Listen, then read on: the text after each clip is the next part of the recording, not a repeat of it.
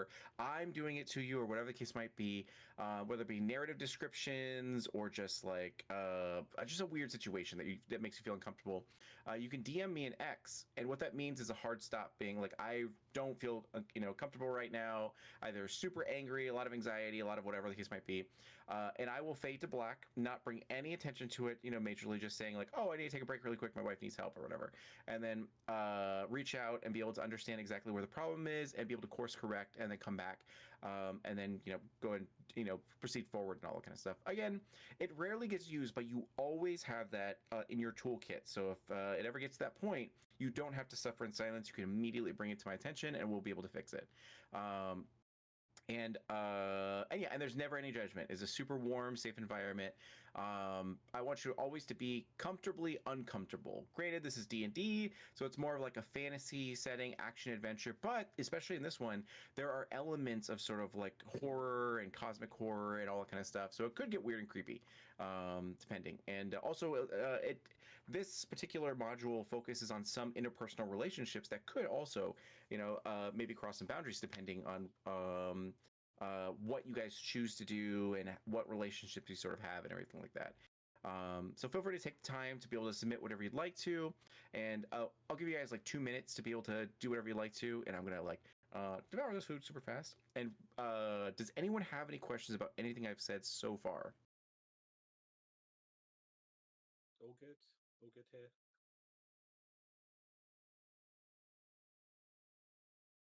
Perfect. Okay, good. All right, awesome.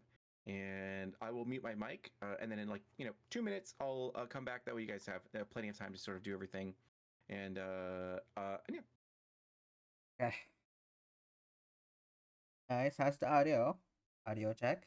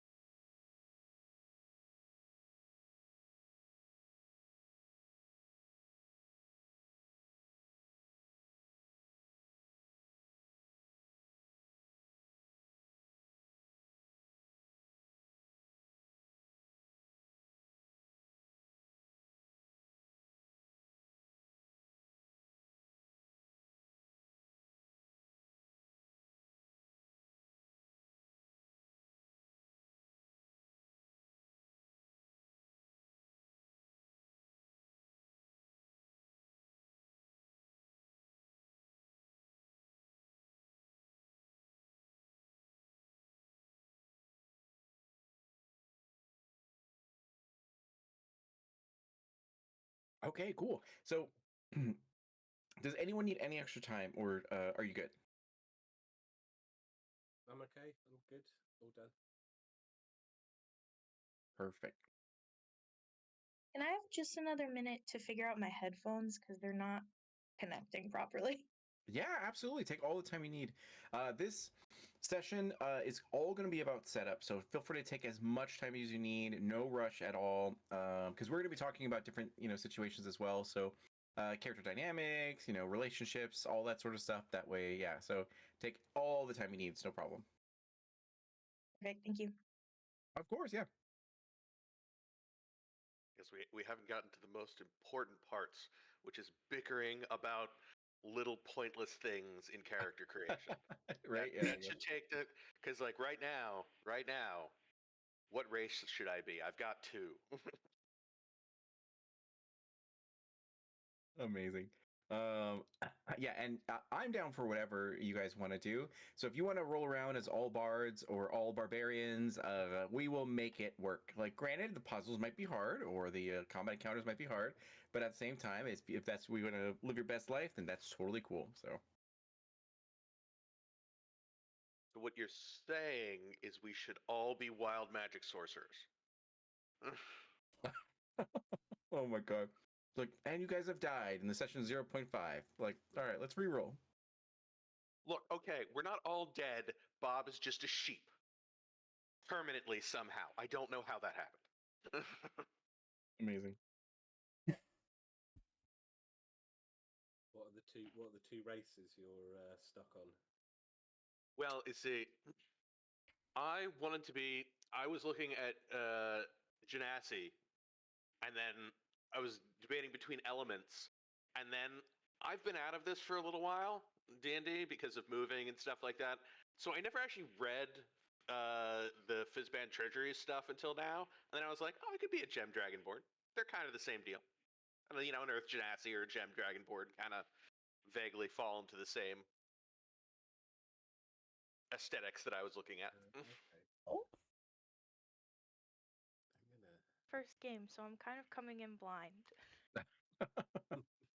Fine, don't worry about it, especially when someone like me gets pedantic about things.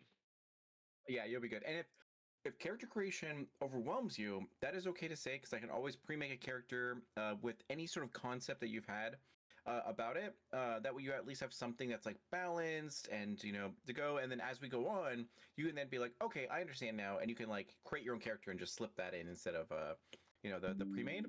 dark. Whatever's easiest for you. Yeah. Okay, yeah, I was playing around with D&D Beyond, and I just get kind of confused when you get to like the roles for your strength, Stats and everything. dexterity. Yeah. Yeah, it's a little bit overwhelming at first. That's no problem.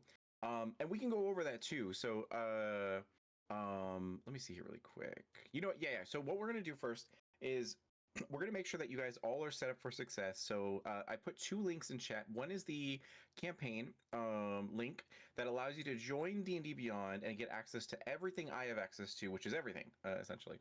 So the other link is Roll20. So Roll20 is going to be our virtual tabletop that we're going to be using for our grid and showing tokens and visual aid and all that kind of stuff. That we'll both be using in a sort of like a vague sort of way, not like super finely detailed. And then some situations it will be very finely detailed. Be like, you see that tree on that map? That's an actual tree that's blocking your line of sight, and like all that sort of stuff. So you'll definitely want to click that Roll20 link to be able to join in there. If you've never used Roll20 before, it again can be a little bit overwhelming, but that's okay. Well, I'll be able to help guide you through it and teach it, and it's not that bad. It's just picking up your token, moving it to wherever you want it to be, and then being able to just see where all the tokens sort of are and everything like that. So definitely want to take that moment to get into Roll20 and join in. You do not need to activate your mic or your video for Roll20 at all. If this is your first time using Roll20, let me know and I can guide you on how to minimize the character boxes that are in the probably bottom left corner. That'll probably take up a lot of space on your screen. Am I alright to press launch game? Is that okay? Absolutely, yeah, go for it. Yeah. What it's going to do is when you click launch game, it'll throw you into the page that I have set up, which is just like a town sort of setting with various tokens.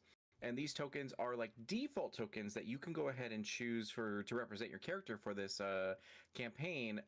Or you can go ahead and upload artwork that you want me to make a token for you. And then that way I can, make that token. But these are like default ones just in case you need one. Yeah. I see. And I what can you mean about the character boxes. Yeah, for sure. And does anyone else need an explanation on how to minimize that or get to that page?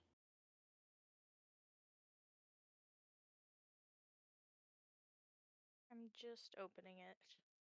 Sure. Yeah.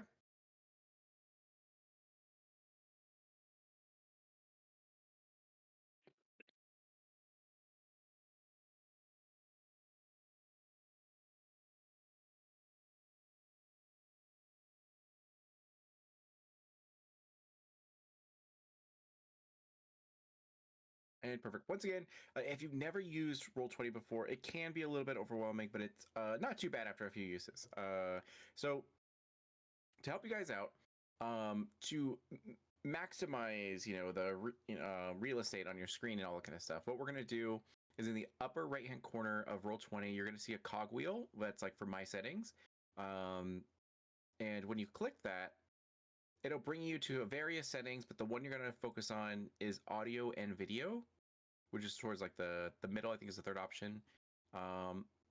When you click that, you'll want us to do like others can see here, none. I can see here, none. That way, if anyone accidentally leaves their mic on or video on, you don't have to worry about it popping up or anything like that. And then after you select those two, like toggle those two options, if you look up to the tab where it says audio video chat and then next to it is video display, you're going to click on the video display option, and then you'll see the first option is video player or player video avatar size, and you're going to swap that to names only. And I honestly recommend the second option says player video avatar location, and you're just going to select that to top. That way, it'll thrust all of the other players to the top, and it'll make them as small as possible. That way, you can see most of the screen. Okay. And does that make sense for everyone, or does anyone need me to walk it back? That makes sense. Can I close this off now? Is that like the? Can I sort of talk? I'm British.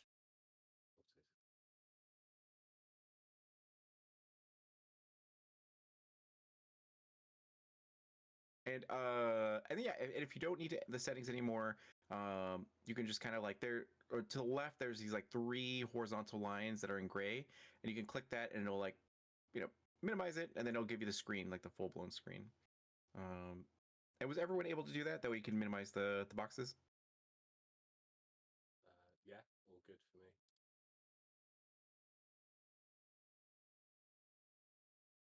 And then Taylor, are you good? I think so. Okay, cool, perfect. So, moving on. Once again, these tokens you see here can be used as a default for your character. If you find one you like, all you have to do is click and hold, and you'll ping, and everyone can see where you're actually. Oops, sorry. There we go. Everyone can see where you're actually like sort of pinging to and all that kind of stuff. That way, if you're like, oh, perfect, I'll just use that one for our session, But if you want to go online, I highly recommend Pinterest is one of the best areas to find sort of character art. If you want to find a very specific one that you feel matches your character the closest, you can find that art and be able to like put it in our Discord chat. That way, I can go ahead and make a token out of it. And again, this is our session 0.5, so take all the time you need to search for that piece of art and go and do it. But if you're cool with anything, feel free to choose that, and I'll assign it to you.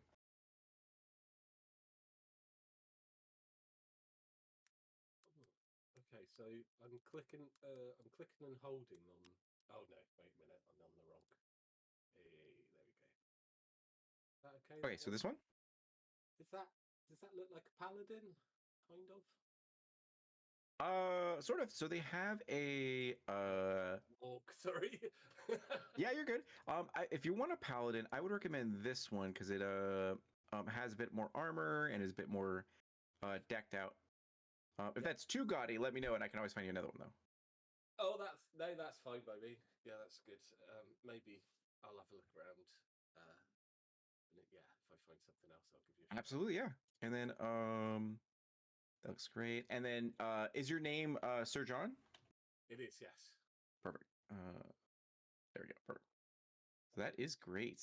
And then does anyone else see one here, or do you guys want to look online for your character art and then be able to link in chat? Where am I supposed to be looking? Sorry. Oh, you're okay. So if you're on Roll20, you should be able to see this town with a lot of tokens. Yes. Yeah. So if you want to, you can zoom in and be able to see if there's a character art here that matches what you basic. have in concept for your character. And if you do, then you can go ahead and click and hold, and it should ping. That would be like, oh, cool, this frog is exactly what I wanted. I'll go ahead and use him as my character art. And if you find one you want, you could just click it, and I'll assign it to you. That way, you have the ability to drag and drop your token wherever you want to. So as we play, and you're like, oh, I want to explore this area, and you can just like manually move it. And yeah, Okay. but if none of these look like what you had in mind, you can absolutely go on like Google or Pinterest to be able to find character art, and then we can use that. Yeah. Okay, perfect.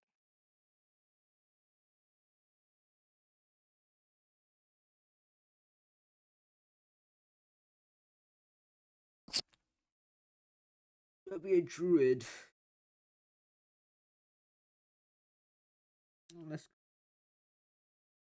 And then after this, we'll get into character concepts and everything, so that way you guys can uh, know what everyone else is bringing to the table. That way, if it influences your decision or whatever, then you'll be able to know who you're going to be in a group with. Yes, it's always nice to know if we're accidentally 5 evocation wizards. Yeah. Totally doable, by the way.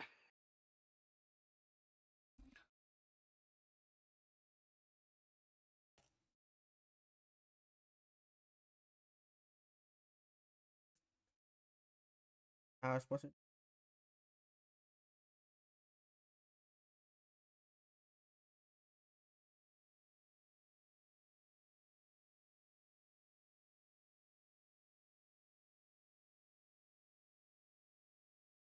All right, I just had to deal with a naughty cat.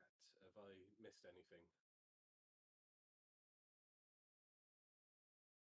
I think that's great. Let me go ahead and get this character art added.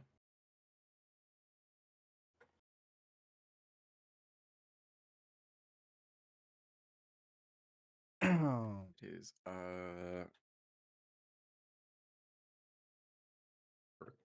Okay, I choose one. then let me look at you guys' names that you've chosen. And it's a deer? Yes. Okay, perfect.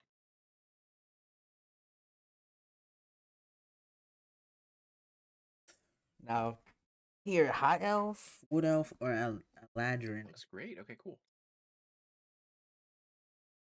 What am I- And then yes, let me see here really quick.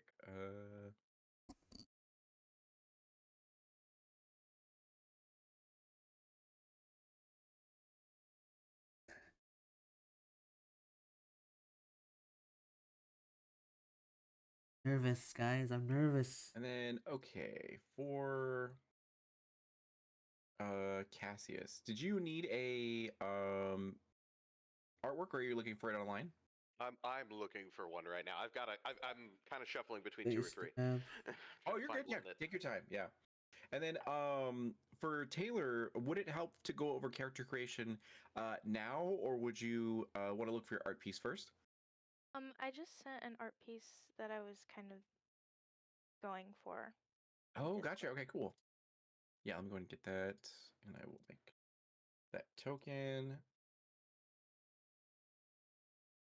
Who else? Who else? Where do I At change the name? on your roll 20 or on your character? For the character, or Oh yeah, I or got on you. Roll20, is it supposed to be my name or character name? Either one. What's going to happen right now is I'm going to go ahead and upload the token you had, and I'm going to assign it to you, Okay. and I will put your character. What is your character's name? Malice. Alice. Okay, there we go. And then controlled by. There we go. So now I've assigned it to you. So if you go ahead and click your token, you This should one. be able to drag it and then drop it into other place, and you should be able to move it as you see fit. And then let's see here. That looks great. And then okay, cool. So now I will go over were you able to click the link for D&D Beyond to be able to put a character in there, or are you like stuck on the character creation phase? I've got to the point where I've created a character, but when it says join with this character, I get a big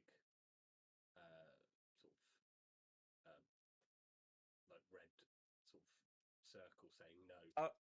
Yeah, I think you're okay because I do see your character in here, Sir John Gobble. Yeah. Oh, okay. Cool. Yeah, that's Yeah, right. so you're good. Okay, so I see your character here. All right, so what I'm going to do really quick is I am going to share my screen so I can showcase how everything works for this. So in Discord, oh cool, I see your icon. All right, awesome. Let me get that made to token. Oh, So in Discord, I am going to go ahead and share my Patriot. screen, Lie. and it'll be this God one. damn it. Yeah. So, yes. Okay. Cool. So Taylor, do you see my screen in Discord? Yes. Okay, cool. So what's going to happen is as you're going through character creation, after you choose all of the stuff that you want to be, um, you're going to go to the ability score. Is this the screen you got stuck on? Yes. Okay, so there are different ways to do this. So there's standard array, manual rolled, and point buy. I recommend, because you're a new player, just doing standard array. That way it's easy because it's very balanced. So when you do standard array, you're gonna be given finite options for this. So the biggest one is you're like 15 here, and that means that you're gonna be really good at one of these things. Strength is going to be your obviously ability to push and pull and do everything heavy. Dexterity is kind of like your agility, be able to parkour, finesse, all that kind of stuff. Constitution is how healthy and hardy you are. So if you accidentally take poison damage, how easy is it for you to resist that or whatever? Intelligence is your book smarts, how academically smart you are. Wisdom are your kind of like street smarts. Where you may not be very like well learned in college or anything like that, but you grew up on the streets and what's what. And then charisma is your ability to influence others in one way or another, whether it be intimidation or in a very pleasant way, or even to Hey, like yo. deceive people. Hell? So and what is your class that you're thinking of choosing? Sorcerer. Sorcerer. Okay, so you're probably going to want all of your points in charisma, because a lot of your spells are based off of your charisma and everything like that. And then Okay. everything else you can choose to put it where you'd like to. So, for example, your wisdom and intelligence are going to give you like more resistances to mental sort of magic or anything like that. Constitution is for your health directly, but you're a sorcerer, so you're kind of squishy anyways. And then your dexterity and strength, you might not need that too much, because more than likely you're going to be using your spells more than any crossbow or dagger or anything like that. Because in the game there are spells that are very costly where you can only use them like once a in-game day, whereas other ones you can use like every turn if you'd like to. I personally recommend charisma, and then secondary would probably be intelligence, wisdom, and then lastly are constitution, dexterity, and strength. However you want to place that, and you'll see that once you put one in, like you 15 in charisma, then 15's removed, so you have your remaining options. You just go down the line until you're done. Does that make sense? Yes. Okay, cool. I'm gonna back out from your character sheet. That way you have total control over it, and then that is great. And okay, cool. Let me make these tokens really quick. Oh yeah, sorry, I put something in there. I found a sort of No, that's great. Yeah. Let me go ahead and make these tokens. And then apparently there's an Amazon package, so I gotta go get that super fast.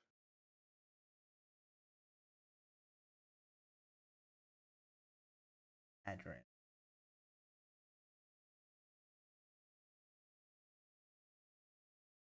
Perfect. Okay, cool.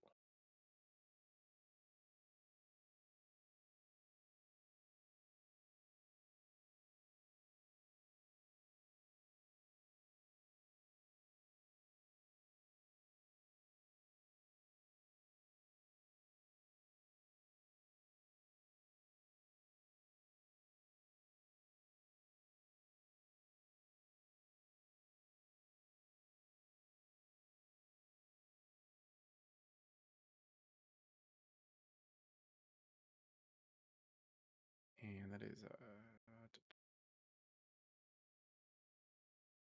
wait, no. Who is that? Oh, David. I've been playing Dungeons and Dragons for a few years, but it's only since I played Baldur's Gate that I realised that you need to get your stats on even. I didn't realize for ages that was the case. Yeah, it's wild. I never appreciated the shove action. Never ever used it at all until I was on the cliff edge and this tiniest goblin got a successful athletics check on pushing my big ol' hardy fighter off the cliff and instantly killed me.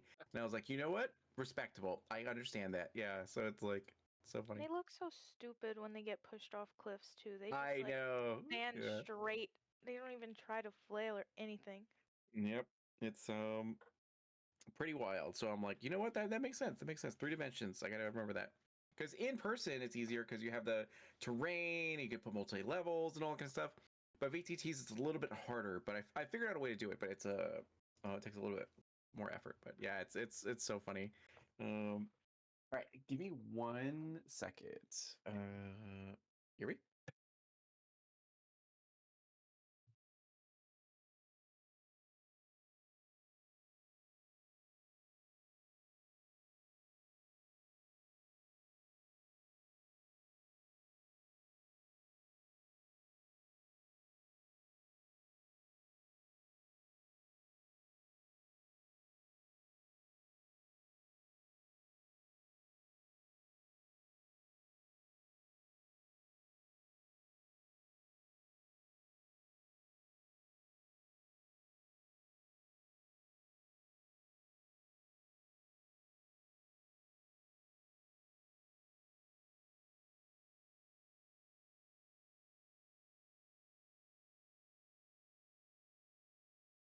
Oh. Okay, back. Oh, and I know I missed this, but what's our ability score generation method? We're just standard array, or So it's whatever you want. So if you want to go ahead and do standard array, you can. If you want to do point buy, you can. Or you can manually roll 46, choosing the highest of the three, and then you'll do that. I think it's 7 times. So that way you have at least one reroll for it. Which that method can be chaotic. It could go in your favor, or you could be super hindered. But obviously, if you're a veteran player, you're probably like, "Oh, I'm down for that." Like, yeah, because I know that's what I like. it all depends on whether I want consistency. Because if I want consistency, I'd go point buy. If I want randomness, I definitely the Oh. 40. Because then you might get like a 20 Exactly. stat out of that, or you might get all 12s. Exactly. Yep. It's not great, but you know. Like I'm a fighter with osteoporosis, but it's okay. We're gonna still move forward with it. So that is great. Let me see here. All right, cool. So take all the time you need to be able to spruce up your characters, pick your Grace. spells, backgrounds, all that sort of stuff, to be able to help out. In Call of Nether Deep, it is based in the critical role sort of like world of Alexandria and everything like that. And the story takes place with humble beginnings, where you guys are in this town of Jugo, and which is very much populated with like um, drow and goblins and orcs and humans and everything, and they all kind of like get by. Right now, you're gonna like open up into a festival where everyone is like hanging out, eating, drinking, having games to prove their worth and all that kind of stuff. And you guys will be directly involved in that sort of festival, trying your best to showcase like how fortuitous you are and all that, which leads into the two things. Number one is your guys' relationship with one another. So whether you've been friends for a long time or your allies of convenience, being like, this is the year we're going to win this festival. We need to recruit like our A team essentially. Like we don't know each other too well, but you want to win, we want to win. We're allies of convenience. Let's do this, and you forge that friendship, together and all that. The other thing is that this module has a unique feature where there are quote unquote rivals. So there will be an antagonist group of other characters that I will, be in charge of and play, that are directly opposed to what you guys do. So it's kind of like your Team Rocket or whatever the case might be. That now, granted, they don't have to be your enemies. They can be your respectable rivals. Where it's like, oh, I see that you are competent and capable, but I want the same thing that you want, and we're gonna do whatever we can to ensure that we get that. We're not gonna lie, cheat, or steal, but we are gonna try our best to best you essentially. Or they can be the antagonist, where they're scummy and they're like liars, cheaters, stealers, and all that kind of stuff, and whatever the case might be. But there are some interpersonal connections that happen with these rivals. So they could be now. If you guys leave it to me, I'm gonna make it novella status where you're like your ex-lovers are in this group, or your evil twin brother, or like a friend that you could have saved in a fiery carriage crash years ago has actually survived, and now they're like mad at you. But you do have the opportunity to write your own sort of backstory, so you can be like, oh yeah, I know that rival because they are close to me in this way. Maybe we're childhood friends, and we grew apart, or like whatever the case might be. You have the opportunity to add in your own fluff. That way, these rivals seem a little bit personal. Now, granted, if you don't want any association with the rival, that is okay. They're still going to be your antagonist, and they're still going to rub elbows with you eventually, and you'll have dialogue with them. But they're going to be in the story in a prominent sort of way at different areas. They're also going to be growing and getting stronger and getting resources, just like you will be, and yeah. So, and don't feel too pressured to write a novel for your backstory. If you want to do that, that is always okay. But if you feel like you struggle in creative writing, that is okay. You can always, tell me your concepts and what you'd ideally want to be. And I recommend, leaning on popular media. So if you're like, oh, I kind of want a relationship, like Sansa and like Jon from Game of Thrones, where they have this weird relationship where they're kind of technically related, but they don't really like each other, but like we're trying to, but we just don't agree with things, and like all that. That way I can take it and run with it and be like, okay, cool, here's what I have as a pitch, and you can say yes to it, and then modify it yourself, or say no and do it yourself, or whatever the case might be. Yeah, all that to say, you have ultimate Where's creative my control token? and say, but if you need my help, I am here to assist. But it may be overly dramatic if you leave it to me. And yeah, so does everyone feel okay with character creation, or does anyone have any questions, whether it be spells or anything like that at all? I've got a few questions, if that's all right. Of course, yeah. What do you got? So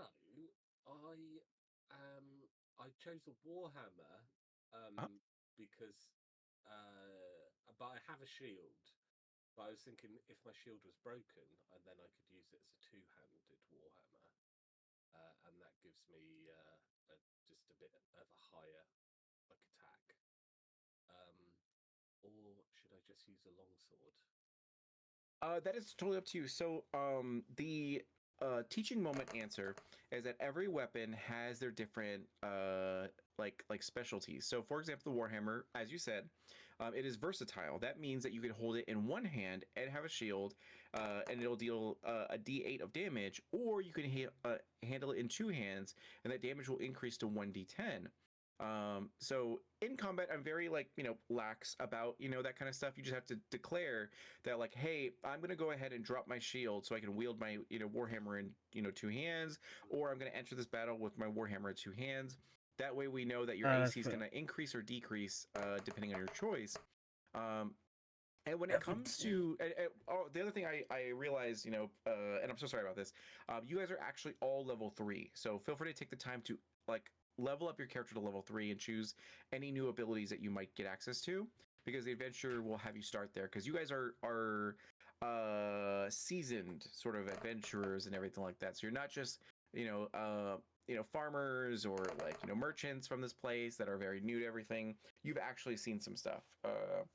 So, and I would say, being level 3, you probably have had the opportunity to get more items and equipment. So if you wanted to go ahead and get, as long as it's gray text, like a common item, I don't mind if you want to go ahead and do that. So if you want to have a short bow and some arrows, a short sword as well, or like a whip or something like that, that makes sense. Just nothing magical.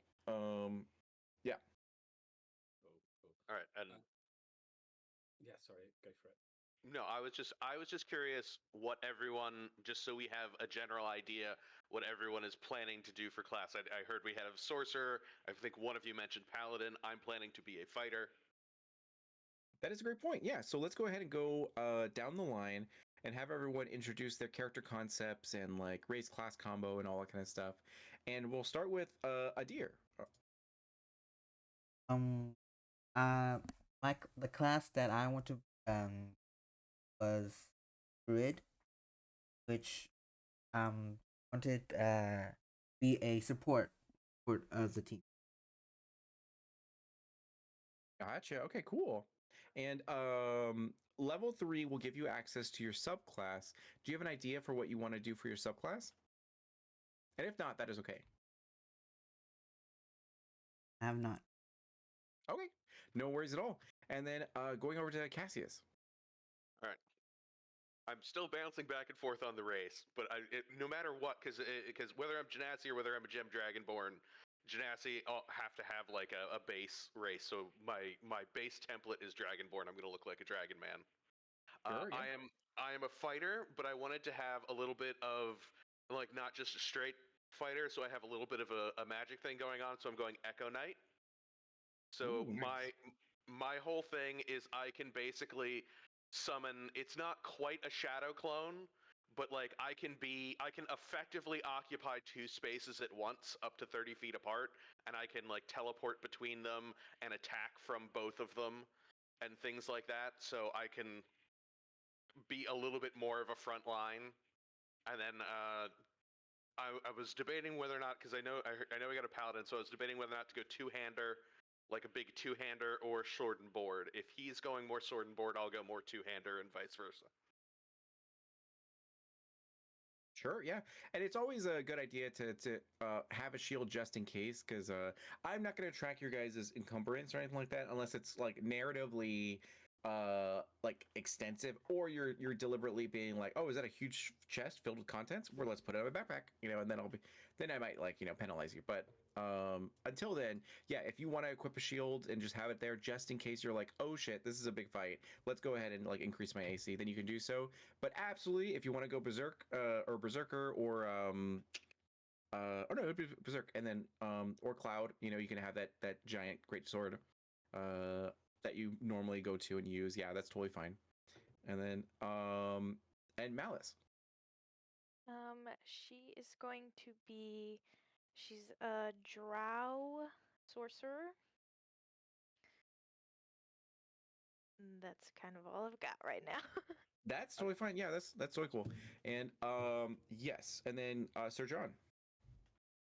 Okay, yeah. So I changed my thing to Peter, so I'm not just called Sir John Gobble in real life. But There's yeah. there's literally players that I've had for about 2 years, and I don't know their actual name. I only reference them by their character name, which is so funny. So yeah. Yes, I'm a human paladin called Sir John Gobble. This is something I played. I played it in Divinity: Original Sin, and yeah, wanted to sort of like we did it with a group of people, so wanted to carry on the role playing outside of there. Yeah, so human paladin and a sort of tragic Sure. backstory growing up in the slums. And yeah, when you talked about sort of like the antagonist and the nemesis, that made me think maybe I took the noble route and my best friend took the evil route, and yes, yeah. So one of us got out of the slums by through honor and protecting the weak, and the other did it by Unlawful means. unlawful means. Yes, yeah. That sounds good. Yeah, so I'm the reason I was going for a shield was because I can use the dueling thing, which will give me bonus. What's the duel? Do you know what I mean? The dueling feature. The dueling feature, yeah. So Yeah. I get a bonus on. Yeah. Gotcha. Yeah.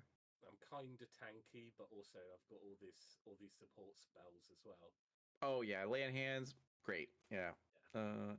It's I paladins are my favorite. Yeah, so it's like totally cool. Okay, so let me go ahead and see everything else. And yes, let me go ahead and refresh. Actually, let me check. Okay, cool. So what I'm going to do really quick is and I know that Taylor is coming into this very fresh when it comes to D&D.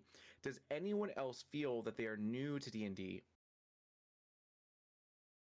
Okay, that's really cool. So what I'm going to do for your guys' benefit is I'm going to go ahead and review your character sheet and kind of describe some of the benefits. Actually, Adir, do you need more time to work on your character sheet? Okay, no problem. So I'm going to let you. I'm not going to pick you first, and I'm going to go ahead and go to some of the other players and go review their character sheets with them. So number one, uh, you guys all have distinct classes and races. Now, there are features that you gain from choosing those sort of combos. Some of them, affect you in like your stats. Other ones affect you and different like abilities that happen. So, as an example, we're going to start with Malice. So, Malice is a Drow sorcerer. So, for being a Drow, you immediately get access to Dark Vision. It is always on. So that means that you can see within 120 feet in pure darkness. Now, not magical darkness, but just darkness in general. So you don't need a torch to see it. However, there is a hindrance that happens. So, for example, if no one has a torch on, you can see perfectly. The moment someone puts a torch on, your vision is like stifled because the brightness of the actual torch is hindering your ability to see beyond the darkness. And but you have access to that, and I think you might be the only. Oh no, actually, someone else. Earth Genasi, Cassius has dark vision. Um, and then okay, cool. So the other thing you have, Malice, um, you have Fey ancestry. So because you're an elf, or at least like a dark elf, being charmed is harder to do to you, and magic cannot put you to sleep. Also, you don't need to actually have 8 hours of sleep. You go into a trance and kind of meditate for 4 hours, and it's easier for you to actually do that. However, you have sunlight sensitivity, meaning that while you're in direct sunlight, you have disadvantage on attack rolls and perception checks that rely on sight when your target, or whatever you're trying to do, perceive is in direct sunlight. That might be a little bit of hindrance. But so we may not play with that. And then Drow sort of magic with dancing lights and fire fairy and everything like that. And then let me get you some gear really quick. And I did the draconic background bloodline. Yes. Okay. And Excuse me, I'll be back. yeah, that's fine. And I'm then having trouble with background. you're okay. Just in the decisions, or Well, there's so many. Well, sorry, I didn't mean to step on you. oh, you're good. Go for it. Well, I was just saying, do you have like, you're a drow sorcerer, but like, do you have any idea of where you want to come from? Do you want to be someone who's like from the drow society and is out on their own? Do you want to be someone who was like think of like the general. I don't know how much you've read or seen various fantasy stories, but like what starting out tropes? Did you want to be like the plucky underdog nobody? Do you want to be like like someone who was from a very well-off family who's run off to do adventuring? Do you know, like there's a bunch of different base starting states you can vaguely pick from and then pinpoint down as you go. Yeah, and by default, if you want to, we can just go with the noble background. That way, like as I said, you're probably from a house with a prominent sort of name and resources, and you might not be the direct heir to that house, but you are one of the children that has had a level of affluent, nepo baby, if you will. Okay. And but if again, like So I am very lax when it comes to your guys' characters. So in these first 3 sessions, what I'm going to say is that you have the ability to completely reset your character. So if you start here as a like paladin and you're like, okay, I think this is going to be fun, and then as you play it, you're like, oh, I'm actually finding myself more attracted to like a ranger or something like kind of in the back with a lot more like nimbleness and sort of a lot more higher damage caliber. You absolutely can just create a new character and then insert that into the story without any questions or anything like that. You all be like, oh, you squint your eyes and suddenly you realize that goblin companion you had was actually a centaur, and like and that's totally cool. And same with your characters. Okay. Like, so let's say you want to keep your current character, just modify the stats, backgrounds, whatever the case might be. You can absolutely go ahead and do that as well, no questions asked. And then but by the end of session 3, I would ask that you guys commit to your choices. That way, we can build off of it, and there will be some roots that can grow from those situations. And yeah, does that make sense? Yeah, that makes sense. Okay. Cool. So, yeah, those are your stuff. So, what you're gonna want to look for, and for all of you guys, is your features and traits tab, because that will have a lot of hidden information about your class and also your race that will give you some benefits. I've had people play for like 6 months, not realizing they had something this whole time that could have helped them through it. Because I do have an extensive amount of D&D 5e knowledge, but not everything, because there's so much content. So I do recommend you check it out for your own benefit. Like the whole like yeah, so malice, suddenly they're using a spell and they're putting you to sleep, and you can just counter that, be like, actually I'm a drow, so like that can't happen to me. And I'm like, oh, you're right, never mind, Okay. and all that kind of stuff. And then yeah, and then for Cassius, you are an earth genasi. Same thing, you have dark vision, 60 feet. And you are a fighter, so you have access to second wind, meaning that you can go ahead and heal yourself in combat. You have action surge, meaning you can take another like primary action. You have your Echo Knight sort of abilities. You Dark Vision, Earthwalk. Oh my gosh, you can move across the difficult terrain on the ground or a floor without using extra movement, as if you're using your walking speed. Wow, that's awesome. Merge with Stone. You learn Blade Ward and cast it normally. You can also cast it as a bonus action 2 times per long rest. At 5th level, you can pass without trace as a. Oh wow! Oh my gosh, that's really cool. Yeah, So see, because the two, I was either gonna go the crystal, the gem dragonborn, or Earth Genasi, and it was really down to, do I want cool racial utility options for like party use? Because Yeah. like the Earth Genasi gives me a little bit more tankiness with the Blade Ward, and it gives me the, oh crap, we need stealth, pass without a trace, +10 everybody. right, yeah, Or the Gem Dragonborn gives me the breath attack, which gives me an AoE option, and it gives me a personal flight at level 5, which is more of, but again, that's a me utility versus Yeah. a group utility. So either one kind of works with what I want. Yeah. But it's just I'm leaning towards Earth Genasi now, just because I just really like the It's pretty ignoring cool. terrain. Just like, yeah, I just walk through that. I never liked Genasi at all until Baldur's Gate, and I was like, you know what, Lae'zel has changed my mind, and so it's pretty great. So and then Surgeon. Yeah, that's different.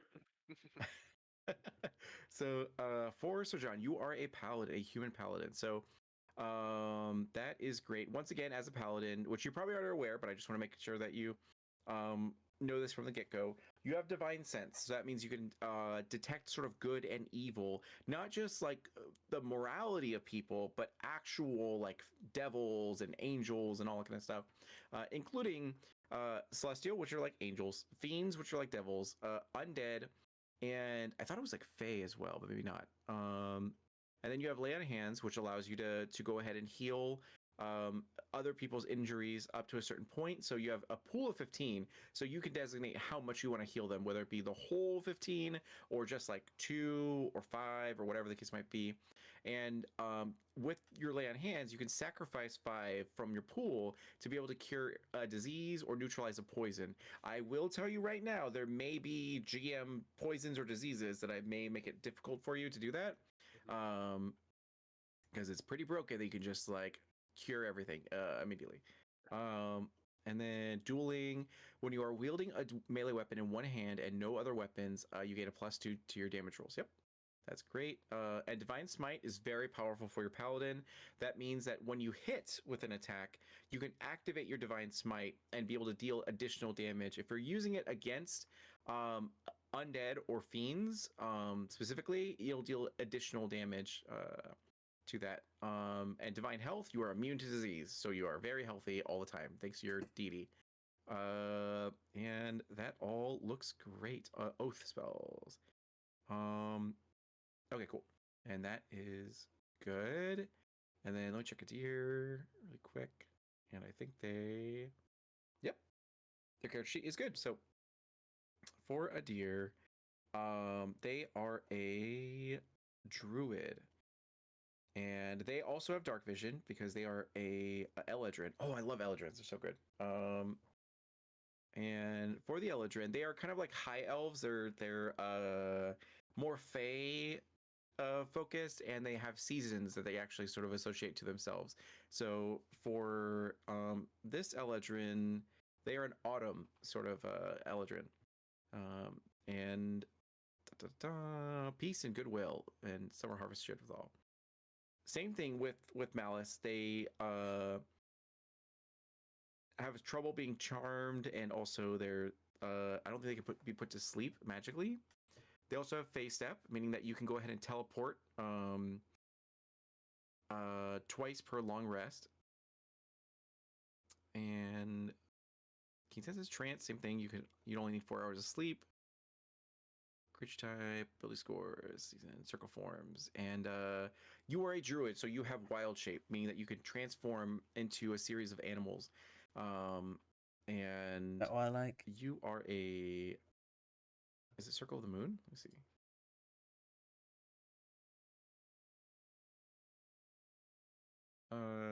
Yeah, cool. That's awesome. And I see you guys have already chosen some spells, so that's great.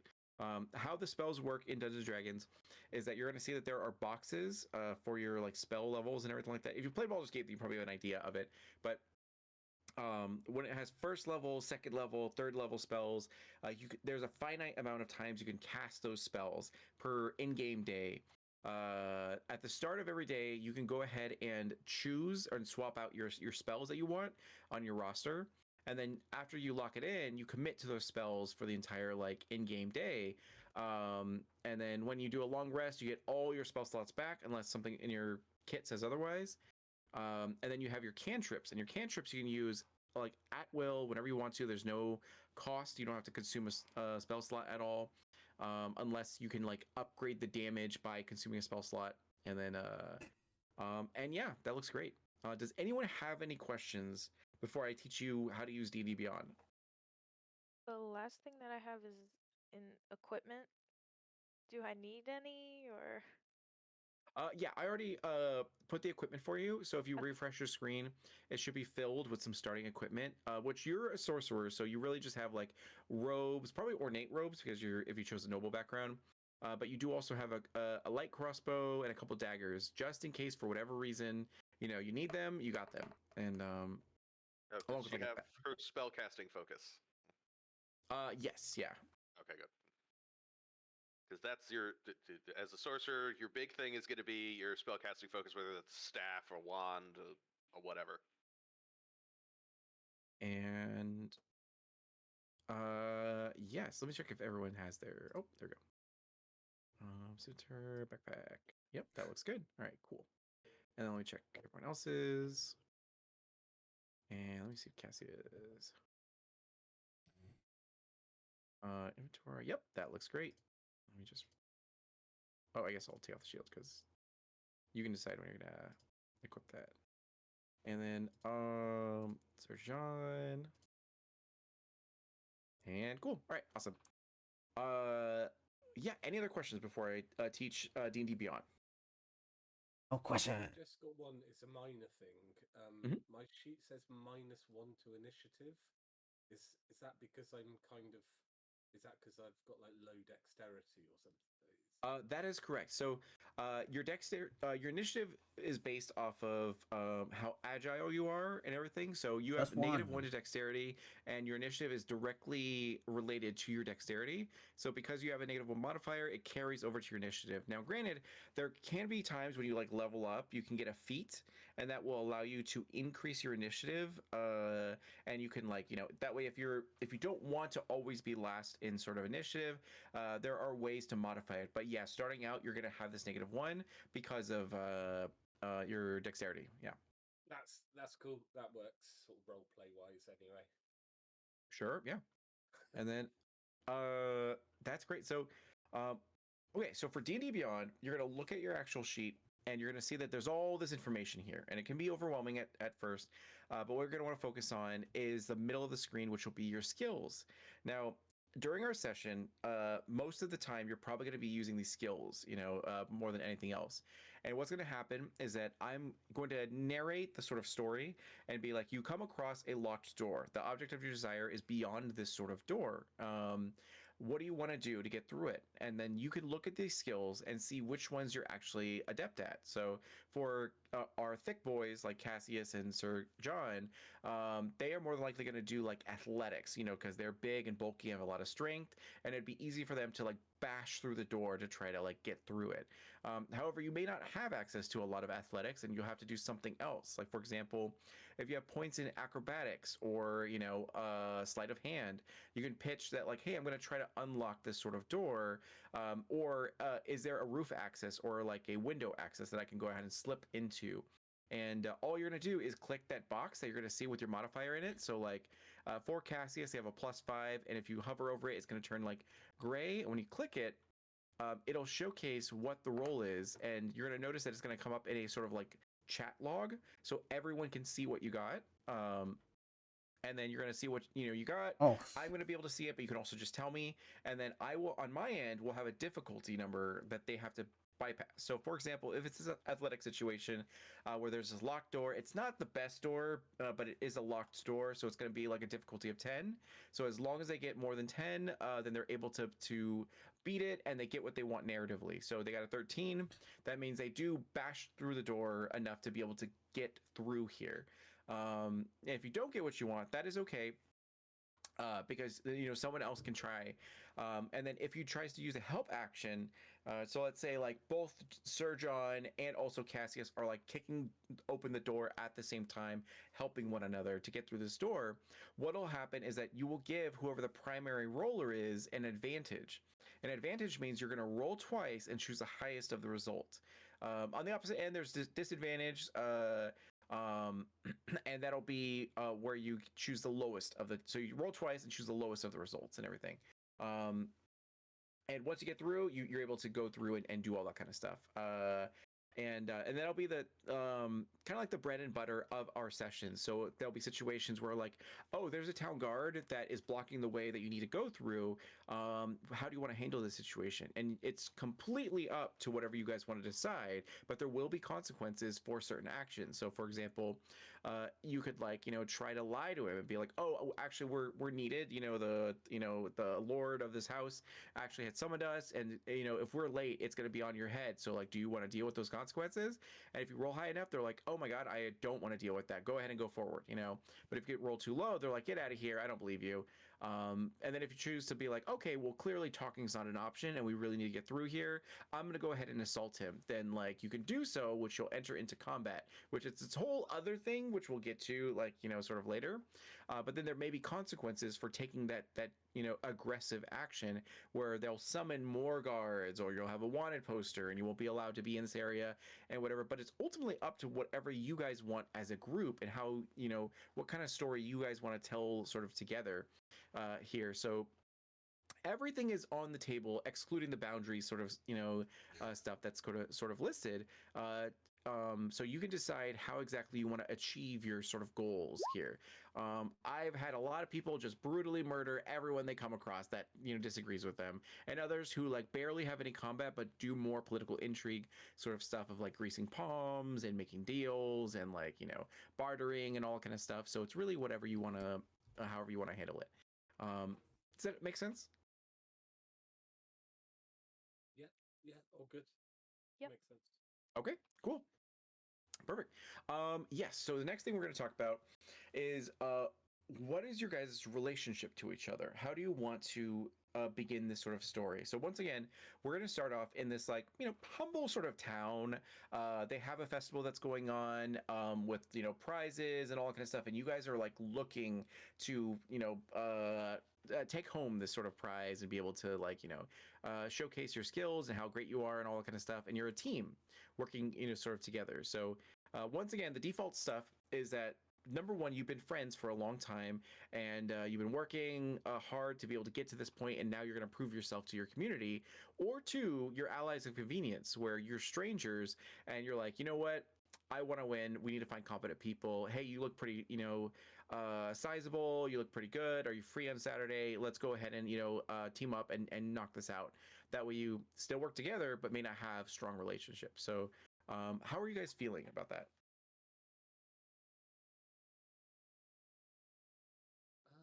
Is it possible to see other people's character sheets, or is that? Sort of. So when you go to the campaign listing, you should see everyone's characters. So there might be an option to view, and then you could try to do that. Okay, let's look.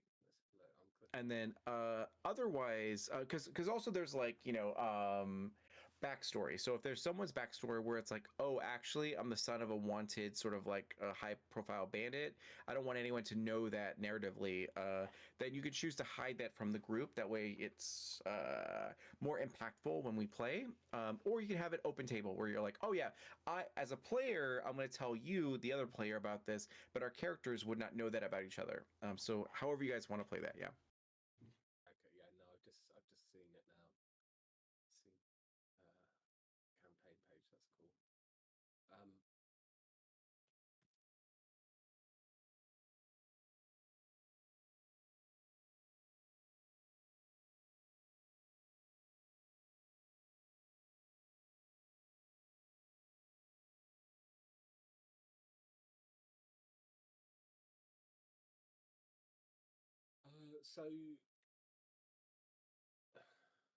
sorry. Just to clarify, Mhm. we're kind of choosing whether we knew each other before, or that we're all kind of like. Yeah, correct. How close did you guys want to be to each other when we start this adventure? So whether you guys are already sort of an established group, or just allies of convenient strangers with a similar purpose. I'm thinking allies that just didn't know each other before might work better. Yeah, Yeah. and then I know we talked a little bit about Malice's background being like a noble or like a child of nobles. If you kept that background, so what is everyone else's sort of background here? I also went a little bit further with what I'm thinking with her too. Sure, yeah. So I'm thinking she's from a noble like drow background, and she's always taught to be like kind of evil, but she doesn't really fit in with that. Mhm. Like inherently she wants to do good, but she also makes the wrong choices a lot because she was taught to do that. Sure, yeah. In my worlds, you don't have to conform to the standard of what, the classic sort of things was, but they're still there. So there's like three types. Number one is a drow straight up from the Underdark, all about that sort of Menzo Berenzon's lifestyle of like, scheming, plotting, assassination, all that sort of stuff. Or it could be removed from that, slightly, where you did grow up in that society, you don't agree with it, you want to see what else the world has to offer, but you still are carrying that culture that you grew up with, which is kind of what you're like describing now. Or the third option is to be completely removed, where like you never have been to the Underdark, you don't know your like heritage or sort of culture that well because you've been so far removed from it, and you are a drow in blood alone, and your culture is formed by whoever or whatever communities you grew up around. So yeah, that's great. Yeah. That's good. I'm happy being sort of strangers coming together. It kind of works. Sure. works Yeah, and you guys can always, you know, um, take partial. Like maybe some of you already know each other, and some of you are coming into this new, and that's totally fine as well. Yeah. Because I feel like it would work because the allies of convenience thing works, but my background for my guy is I'm a Cobalt Soul researcher. Mhm. So like I basically travel all around and like do research for basically the Cobalt Soul to give it a one sentence thing. They're like a librarian cult kind of deal. Mm. That's very reductive, but it's like they're like an order of preserving knowledge. Yeah. And Like so it's like scholars and all that. Yeah. yeah, and so like my guy is a part is like an agent of the Cobalt Soul, but he's basically the kind of guy who's like, well, who they'd be like, well, we think there are some ancient books over there in a ruin. We need someone to go into a ruin and kill a bunch of monsters and maybe take a rubbing. And like my guy is the guy they would send to do that. So like I might have traveled all around, traveled around a bit, and maybe like met one or two of you before in like passing, as and as we come together here, we're all like, oh, we vaguely know each other, because I'm here because this is a fun ritual, like a coming of age ritual, and I'm like, Mhm. this is a really cool thing, like social thing to be participating in. And then it's like, oh, Sir John, I ran into you before, or like maybe I've had like I've met Malice before in passing because I was doing some work for their family, like delivering something to their family Yeah. or something like that. And so she's just like, ooh, someone I know. I'm here by myself, but I vaguely know that person. Maybe I can, you know, like those are good ways that we could have sort of been Yeah. brought together, and I could have been like in town a little bit and been like, Like I don't know what acquaintances. Yeah. yeah, and I don't know what a deer's background is, but I could have been like, all right, I'm looking for people that are useful. I'm like, Malice, okay, no, she's cool. I know she's from a good family and has magic, useful. Sir John, we've met before in passing, or maybe like spent a couple nights on the road together, traveling in a various similar direction. I know what he can do. I'm like, that's cool. I'm on the team, and maybe I'm scouted a deer because I'm like, oh, they're new in the town, but I know they've got something going on. I have a good feeling, and they can kind of round out the group. And I'm like, four is a good number, the standard adventuring number. That's great. Yeah. Perfect. And then, yes, and it could also be the fact that you're participating, in this, not you specifically, but like anyone else here, just for money, like because there's a cash prize as well, attached with this, so there's definitely incentive in various ways. And then, Adir, did you have any background, or what did you choose for your background for your character? I choose to be a far traveler. Oh, Ex- gotcha. Okay. basic, and I will want to explore the world where she learned about. And I just I want to say that I dear have met met some Sir John or but she never talked to them. Sure. Yeah, that works. And then, and I'm sorry, Sir John, what was your background one more time? So the background was uh, growing up, growing up in the sort of slum. I haven't got a city name, but sort of like a slum Mhm.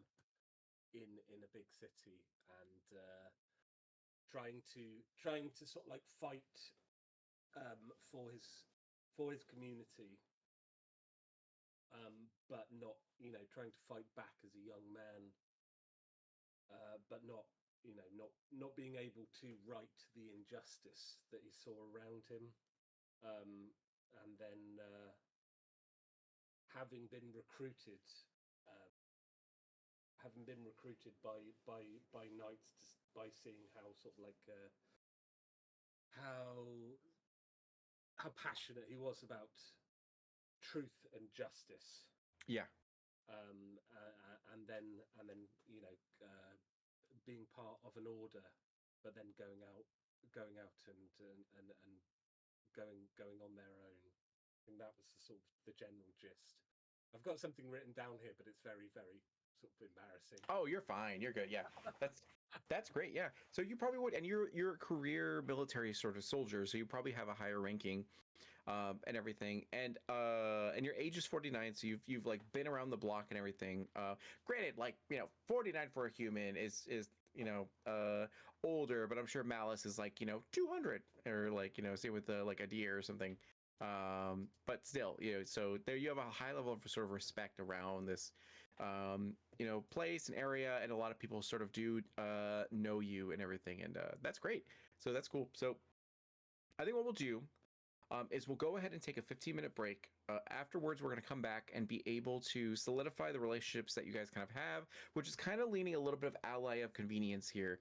And then we'll talk about your guys' rivals, because and you guys will each get one of them. And again, if you also don't just want to like forego it, being like I leave it completely to you, then I will go ahead and write that situation. But at least I want to give you the opportunity to have this other like prominent NPC character that will have a direct impact on the story, and some of it will extend specifically to you. And feel free to think about all the things you kind of like want that in that sort of experience and everything. And then after we do that, we'll talk about expectations, that what you guys want to see the most from this sort of campaign. And then if after that, we'll go ahead and roll in for a little bit for the rest of our remaining time. Does that sound good? Yes. Yes. Wonderful. All right, cool. So I will see you guys in about 15 minutes, and then see you then. Cheers. See you in a bit. Guys.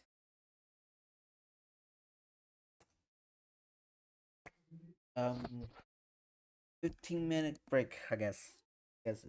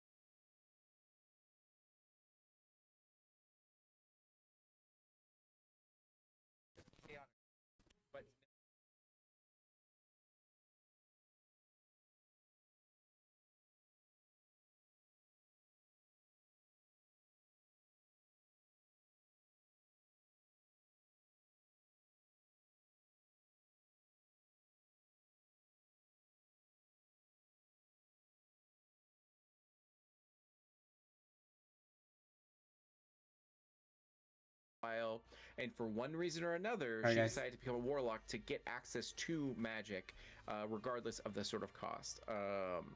And then Adir, you were a far traveler, and we're gonna say that probably more than likely, Lysandra is a highwayman that has you've come across them a couple times, and maybe you paid them or helped them or whatever the case might be, and they know of you, and you if you want a good relationship or a bad relationship or neutral relationship, that is up to you guys. But that's like the default sort of situation I have here.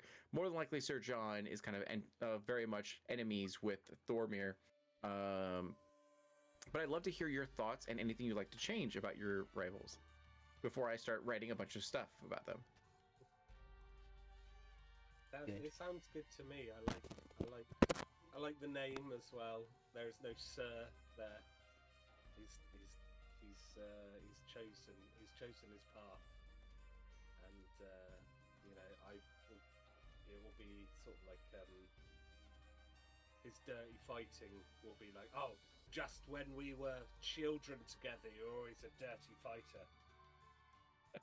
And he will actually be 42, so you're actually 5 years, 7 years older than him. Oh, okay, cool. Right.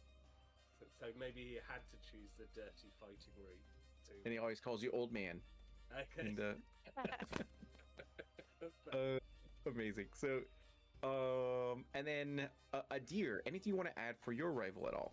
Are you friends with them, neutral, or enemies? Thinking neutral? Neutral, sure. And okay, cool. So we're gonna say that maybe you have met them in the past. You know, maybe you paid them for information, or to transport you to one place or another, or whatever the case might be. And you have a good rapport sort of with them. Again, just like kind of Morrowind a little bit, just kind of business. There's a big old prize on the line. They're not gonna put friendship or past stuff to get in the way of it or anything like that. And don't hate you, but at the same time, you have a relationship with them. And okay, cool. And then what about for Cassius? Anything you'd like to add about Morrowind? Do you want to lean more on the friendly side of things, or do you want to keep it more neutral? I want to lean. I think it'd be fun to lean more onto the friendly side of things, where we have worked together before. Like we've explored some small ruins, or like routed out some small camps together, and like because we're both sort of hired muscle, but like I'm very much like I'm a fighter who uses a little bit of magic to do my stuff. He's a barbarian. He's very much I smash, and it's like we're both probably like Cassius isn't super smart. Like he wouldn't make a very good wizard. He's got his like one niche magic thing that he's good at, but like he tries to play up the being the intellectual, even though he can't really back it up as much as he would like. Yeah. And Morwin's just like me deal, me kill. Exactly. Like, yeah. We've got kind of like the friendly thing where we needle each other, and I'm like, you got to think, man. And he's like, why would I think? I can just hit things. And then we would get. I could totally see us like having like the Wild West stare down, and then like after the battle at high noon, we both just kind of go, so, you gonna get a drink? Are we gonna talk about why we were fighting? And do we know why we were fighting? I just like John and Thor were just like, hey man, and started punching, and then we just sort of went in with it. Perfect. That makes sense. And then anything for you, Malice, that you'd like to add for Seraphine? I'm kind of liking the frenemies kind of thing. Sure. Like maybe like we like fight back and forth with each other, but also like if other people try to jump in, it's like, whoa now, like I'm allowed to be mean to this person and fight them. Yeah. I don't think you can. So like frenemy rivals. To be the better magic user. And you definitely would know that Seraphine is not a noble. She is absolutely from the slums and kind of like has had these dreams of grandeur of being sort of an arch magi, which have now been sort of followed by become a warlock, which probably that pact isn't very good, but you'll learn the details of that later as the story sort of unfolds. Because we'll say that at a very distinct sort of crossroads, you guys had to split up because you just like life took you in a different direction, and maybe she deliberately sort of backed out from your sort of life so that she could find a way to subscribe to some sort of like patron. There we go. And then okay, cool. So that sounds great. So we have Lysandra the drow thief or rogue, highwayman, skilled, very much a criminal in very shady ways, but has been hired by Adir for various things or exchanged sort of goods. They are neutral with each other, business associates, and they have a good enough relationship rapport that like if you need something from them, they need something from you. As long as you have that equal exchange, you guys can sort of work together. And then for Morwyn, Morwyn and Cassius are friends, where they are, still sort of like rivals, but anytime they're not directly opposing each other, they are, friends, will eat with each other, drink with, one another and all that kind of stuff, and have a good sort of strong relationship with that. And then for Malice and Seraphine, you guys are frenemies, where you look after each other, but not a ton. Still healthy rivals, but not enemies outright. And maybe a lot of like unspoken sort of tension, but will be like taken care of as time sort of goes on. And then for Thormir and Sir John, straight up enemies, as they were once childhood friends, but then life took them in different directions. And they both gotten to a place in their lives and their careers as someone of note and renown, but in completely polar opposite sort of ways. There may be even like wanted poster with Thormir's face that he just takes down and all that. And let's see here. Enemies. Okay, cool. All right, that sounds awesome. Okay, so to recap, you guys are allies of convenience, kind of like of each other, acquaintances, and everything like that. Signed up to be able to participate in all the festival, situations, and be able to try to rise above to snag this sort of prize. And you have your rivals, who you all have different relationships, sort of with. Some may be more strained than others, and all that. And then. With that, we will go into expectations. So for expectations, what we're going to do is I'm going to go down the line and just simply ask, what are you most looking forward to in this campaign?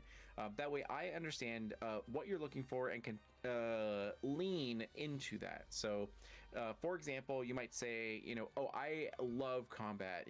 I'm really excited to be able to fight really difficult monsters and really like dangerous, hazardous locations, and just have really epic sort of conflicts in that regard. Like I don't mind having half the session be, a combat encounter as long as it's an epic one or whatever the case might be. Or you could say like I really am here for the role play aspect. I want to, have my backstory explored and have these moments of tension be able to be, alleviated or escalated depending on sort of what happens here, and I really want to have that dialogue and all that sort of with that, and whatever other things you want. This is a warm environment. You absolutely can speak your piece, and then I will notate it and make sure that we have that situation here and all that kind of stuff. For me specifically, I'll mention that I'm going to follow the module pretty faithfully. I am a fan of horror, specifically cosmic horror, but also with dad jokes like sprinkled all throughout. That way, no matter what the situation is, it's never going to be super crazy, ultra serious. You can break character, make jokes, whatever the case might be, and all that, and that's totally cool. But I'm still going to deliver very hard choices for you guys as a group or an individual, that like it's going to be one of those unfortunate choices where there's there's no good answer. Like there's going to be consequences no matter what you do. It's whichever ones you can live with is what you're going to have to decide. And there may be times where we'll have you guys be able to take 20 minutes to discuss as a group how you want to proceed, and then that way you guys can really have the time to think about these sort of decisions, because it will impact the storyline as a whole and all that sort of stuff. I live for that kind of stuff too, and then I've seen players love it as well. So that's probably what I'm going to bring to the table. And yeah, so we'll go opposite order. We'll go bottom to top. So, Sir John, what are you looking forward to the most from this campaign? I think the role play of it. I've done campaigns where I've been like a sort of a barbarian who's very into like melee. So I mean I understand that sort of like the battling and stuff is part of it, but I'm looking forward to the role play. And also sticking to my oath of devotion as well. So my devotion to being sort of like honourable and trying to negotiate that with the other players. Gotcha. Okay, cool. You don't want to outright become was it like a broken oath paladin? I don't. Yeah, no. I don't. I don't want to break my oath. So, you know, if there were interactions which would counteract my oath, then I'd have to, sort of like. Yep. I'd want So like, Sir John, can you go get us some like food really quick? As like they do all the crime and everything away from you. Amazing. That's true. Yeah. That's awesome. Okay, cool. Fortunately, as a group, we seem to be not very well set up for horrible crime. Yes, that's true. Yet. There's always a yet. Yeah. So, perfect. And then Malice. I'm thinking kind of exactly along the same lines. I'm definitely most excited for like the role play and the backgrounds of each character, and I kind of want to go on a journey where she decides if she wants to like be true to herself and be good, or just kind of go down the evil path. Okay, cool. Yeah. Let's see.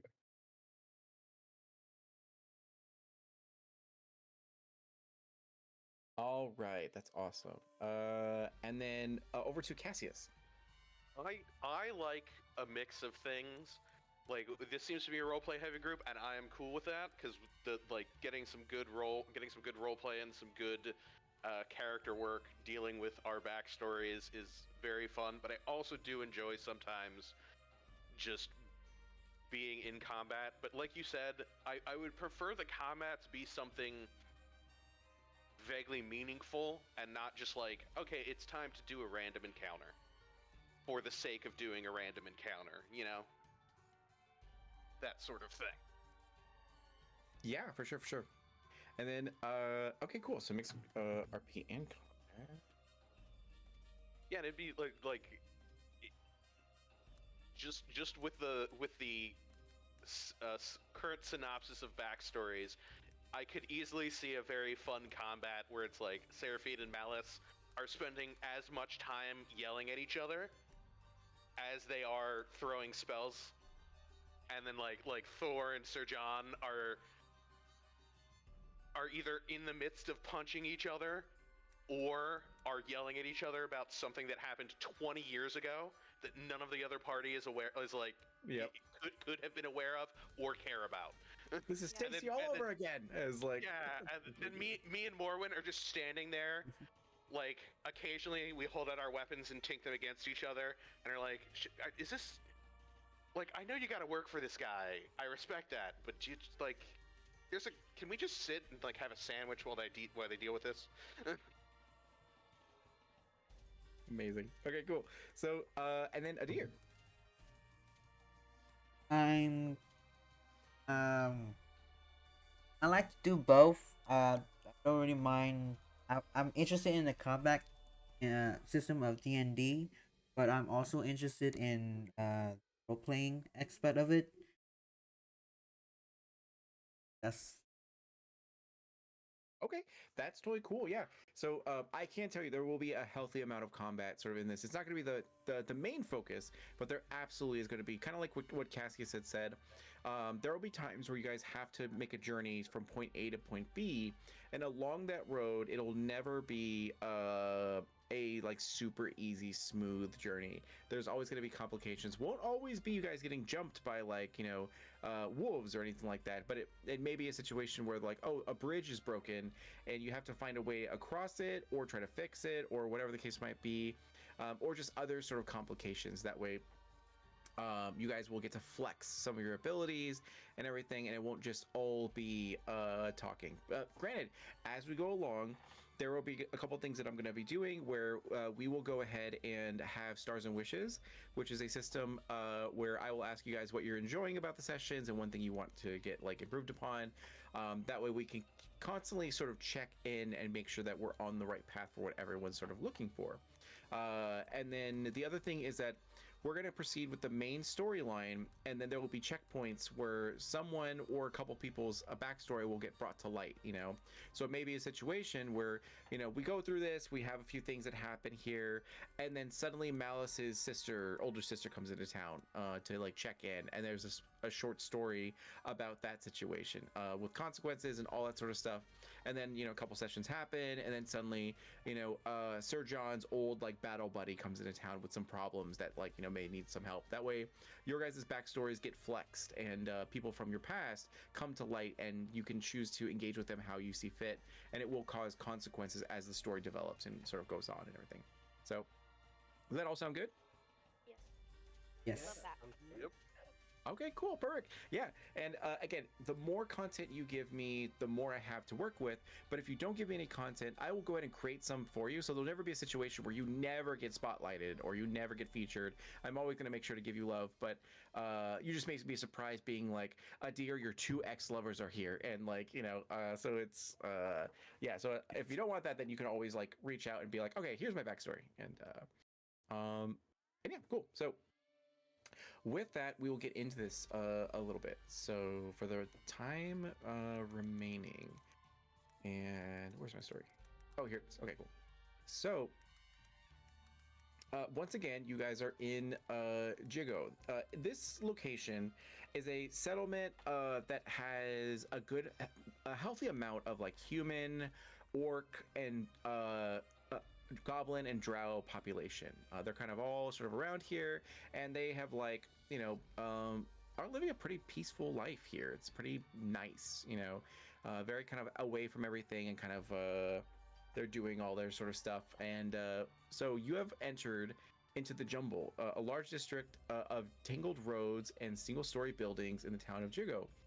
Throngs of people, most of them orcs and goblins, move through the streets, laughing, singing, running, and sightseeing. All are enthralled by the sights and sounds of the town's festival of merit. You hear snippets of conversations of people passing by, a goblin mother telling her children not to go near, a baby horizon-back tortoises, or a drow guard shining in their sort of armor, complaining to his partner that his gauntlet was crushed by a hulking orc while arm wrestling, and a pair of young orcs that are in swimwear hollering as they rush towards the banks of the full-on river. All around you are colorful signs and banners that point towards the festival's booths, surrounded by cheering people. On this street alone, you can see that a meat pie eating contest near a shop mounted on the back of a massive tortoise. And on the other side of the road is a banner emblazoned with the words "Riddles and Rhymes" and "Unbeatable Riddles." And the banner points towards a 3-story temple in the center of Jumble. The town is yours to explore, and where do you want to go? So, for an example, there is kind of like a pie eating contest that's going on here. There is a maze that's happening here, a call to arms for arm wrestling, various sort of like areas to go like swimming to test your skills and all that.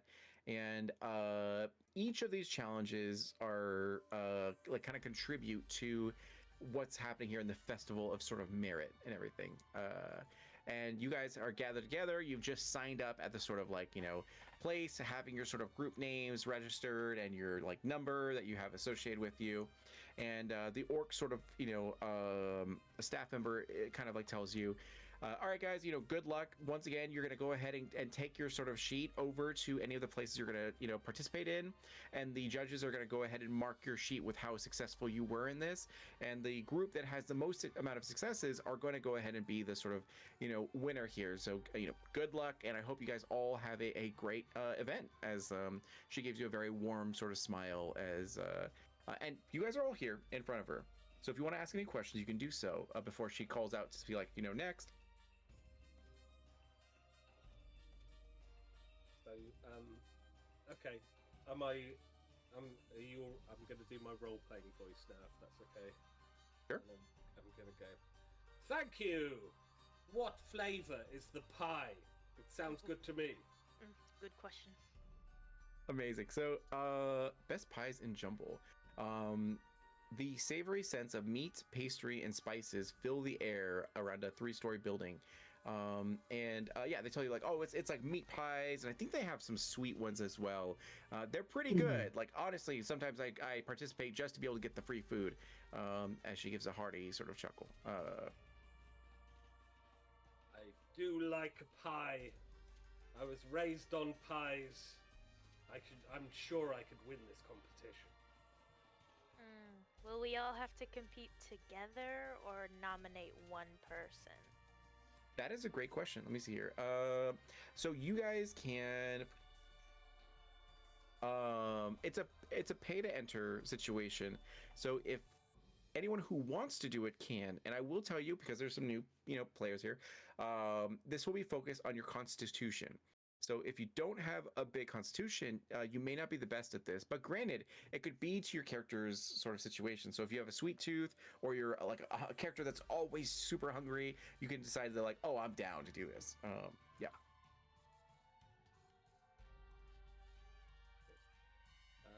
What does everyone else think? Do you like pies? I mean, you can. Pies are always a good choice. And what is about this riddle contest? The riddle contest, rhymes and riddles, or riddles and rhymes. Yes, there. You see across the way that there's an elderly goblin in blue robes that presides over a set of 3 tables. One table holds a wooden box. The second displays a glittering star map of the Exandrian sky, and the third rests a row of colored bottles. The banner hanging over them says, "Test your wit with me against these riddles 3." And they go like, "Oh man, Elder Kaz has some really tough riddles today. I went over and tried to do some.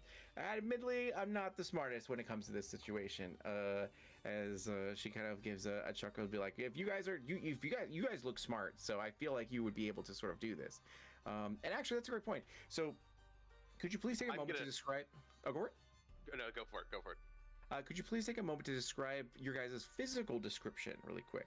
And like, are any of you in sort of ornate clothing, super clean? Are any of you like kind of like musky, or like kind of dirty and all that, depending on how you guys handle yourself? And we'll start with a top down. So how does a deer present themselves? A deer is clean and pretty like in a green robe, pretty comfortable, and yeah, that's it. That works. Okay, cool. Is it like Snow White status where you have like woodland creatures in your hair and like around you, or is it kind of like you are very presentable? I'm just very presentable. Okay, that works perfect. And then Cassius. Cassius is first of all, just I want to get this out of the way. Cassius is 7 feet tall. He is noticeable. So he's giant, but he wears like he's obviously trying to dress up. He tries to be fancy. It doesn't really work as well as he would like. He's a little bit awkward in it, and just in his size in general. And he has his scales have like a crystal sheen to them, and he is obviously polished. recently, so he's very much trying to put on airs. Amazing. And then Malice. Malice she's wearing some nice like dark robes. She goes with kind of like she's got kind of like a witchy kind of vibe going on. And she holds her appearance very highly. She wants to look good at all times. I would like to pull out. Malice is pulling off effortlessly what Cassius is very obviously trying to do. Yeah. As like a contrast. There is no fantasy big and tall, Yeah. so it's like Yeah. God Pie dang. eating's gonna be a no for Malice, but Amazing. And then Sir John. Sir John is a big man, so about sort of 6'5", a knight size, in sort of battered armor, and doesn't look particularly clean, but does sort of like pull off. You know when you get like a bit of dust in your hair and it makes it look even better. So it's a bit like dry shampoo look. Yeah. Yeah. Amazing. You're like a very naturalistic, like, I'm not trying to look good, I just am better than you. Amazing. Also, yeah. but with a sort of like getting old, grey in the beard, sort of grey Silver around, fox. Yeah. grey around the temples. Yeah, that sort of look. Amazing. Yeah. And then it gets a little bit annoying on you guys as you guys are walking through town. And all the soldiers kind of like stop every so often, like, Sir John, as they salute, and then wait for you to salute back. And you just kind of have to like keep going. You're like, rank doesn't matter here, as you clearly have all of your insignias on your armor. And Yes.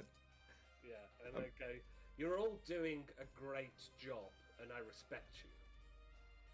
amazing. So, yes, you guys see that there are a number of things happening here. And just for clarity, I'll go and read them off one by one. So there's a pie eating contest. There is a maze. There is a swimming contest, a arm wrestling situation. These are the what is Jack's ability? Rice is now ready to harvest. A rice harvesting situation, a turtle or tortoise herding contest, the riddles, the Temple of Luxon. Let me see here. Oh, that's just a temple. Okay, so and then yeah, so I would say that those are the main things here: is the pie eating contest, the maze, the swimming contest, the arm wrestling, the rice harvesting contest, the tortoise herding contest, the riddles, and those are them. Yeah.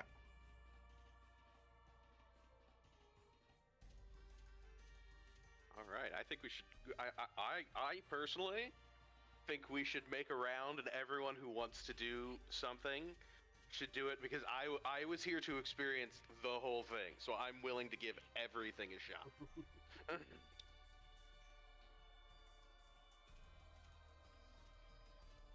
And we will. So at this time, while you guys are here at the booth, as you kind of like move away from the area, and she goes like next, as another group goes and sort of like signs up and kind of she explains the whole spiel.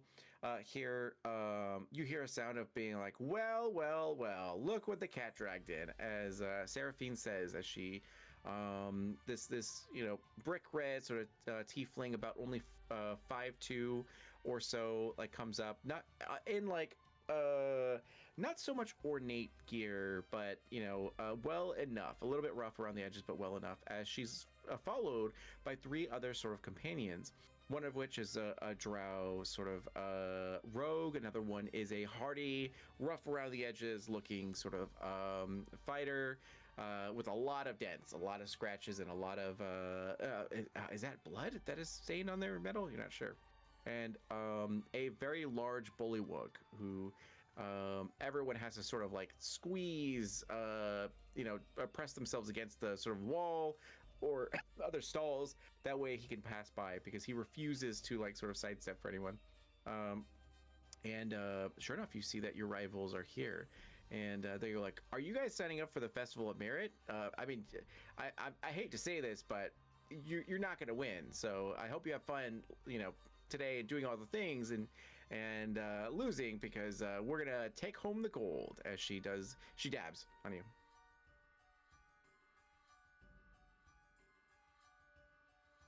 Like, Malice would be like, Seraphine, are you really here for me to beat you in more competitions?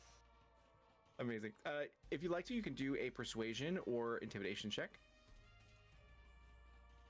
And once again, what you're going to do, no pressure, just the first roll of the entire campaign. And what you're going to do is you're going to look at your skills. You're going to find your persuasion, which is being nice and sort of like, being sort of silly. And intimidation is being cutting, where you're kind of like, being playfully mean. Definitely intimidation. Sure, yeah. And then let me get the where are your characters? Oh, there they are. Okay, cool. And then go ahead and click the button right next to your skill, and then let's see what it gets. And yeah. And for your intimidation, you have a +5. Oh my god! All right. So yeah, you'll go ahead and click the +5, and you guys can do this a couple ways. One, D&D Beyond helps out a lot because you're able to just like roll it. It gets calculated for everything, and it makes a lot of things easier. But if the digital dice are betraying you and you don't feel comfortable using them, you could use your physical dice. We'll just use the honor system and everything. Granted, if you start rolling back to back to back natural 20s, then I'll be suspicious. But until then, you guys are good. So you get an 11 with this intimidation check. So as you sort of say this, she gives you like a sort of wry smile and everything, and goes, "Well, I guess we'll just have to see how things go." As she goes, "By the way, these are my good dear friends, Morwyn and Thormir and Lysandra," as they kind of all. Morwyn's like, "Oh, hi, Cassius," as he's like super chill, and I'm like, "Hey, more." And Thormir spits at the ground as he looks to Sir John. Any what do you do, Sir John? May I use one of my may I use my divine sense to detect good and evil? Yeah, go for it. So I use my divine sense, and it's kind of like a smell. So I'm like, I smell evil here. Amazing. So I'm gonna lean over and I go, "No, that's just more. He's a bullywog. It's just what they smell like. It's fine. Don't make." You definitely do see a lot of flies buzzing around Morwyn, which he does eat, as his tongue every so often comes out and just like takes 3 of them. I'm like, "More, please, for etiquette. I've tried to explain to you at least a couple of times." He's like, don't use such big words with me. As he goes ahead, he's like, I can't read, and then Lysandra, they kind of look to you, Adair, and be like, Adair, good to see you. Hope everything's going well. If you need any more drugs or anything like that, let me know. As just gonna call that to you. Dear, ignore Lysandra and look at Morwyn, and he said, "What kind of beast are you? Why are you so tall and kind of And chubby?" he looks over to you like, "Oh, I'm a bullywug. Very proud of it. I come from a swamp like a few settlements away from here. I miss my family." As he looks off into the distance. Swamp. What kind of place is it? Is it muddy, as they say? And yeah, so he'll go like not many people ask me about my background. Yeah, I come from a place called the Soggy Main, and it's a very sort of, I like it. Not many people other than Bullywug sort of enjoy it there, unfortunately. But it's very political there. I have a bunch of houses and noble and elites, and I was born of sort of poverty, so I could never achieve there. So I took the road and found my calling in life, which is to beat people over the head with a giant club, as he kind of gestures to his very large, crude weapon, but effective nonetheless. As there is definitely some stained blood on that giant rock. He's very good at it. I've seen him do it. I think Malice would cut in and say, "Wow, Seraphine, what interesting company you keep these days." It's like they are interesting and also competent. As she kind of like gestures to them and goes like, oh, for example, we're gonna go ahead and sweep this sort of house with their pie eating contest because both Morwyn and Thormir have quite the appetite. As Thormir goes like, John, good to see you. I can eat more pies than you, Thor. You're like, that's a damn lie. As he immediately goes over to sign up for this contest. I'm gonna look at Aaron and be like, do you think they have a history? I'm not sure. And I look at Beg Alessandra. Sorry, but I don't have the ingredients for this for the stuff that you will need. I think it will take more time. It's like, oh, no worries at all. Like anytime, when you're ready, let me know because there's money to be made. As she kind of looks to you, and as she's doing so, every so often you see a flick of her hand as there's a new coin purse within her like belt, that's sort of around.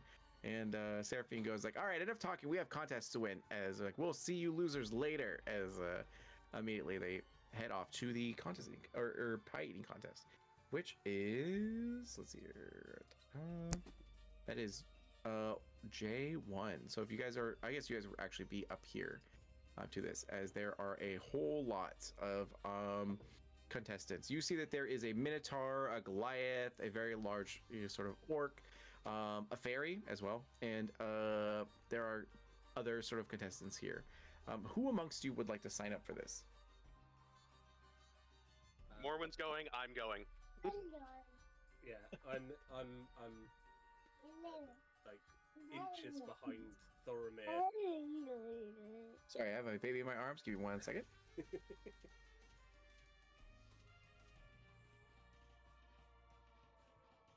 And you said Sir John and Cassius are participating in this contest. Is that right? Definitely. What is the competition? Pie eating contest.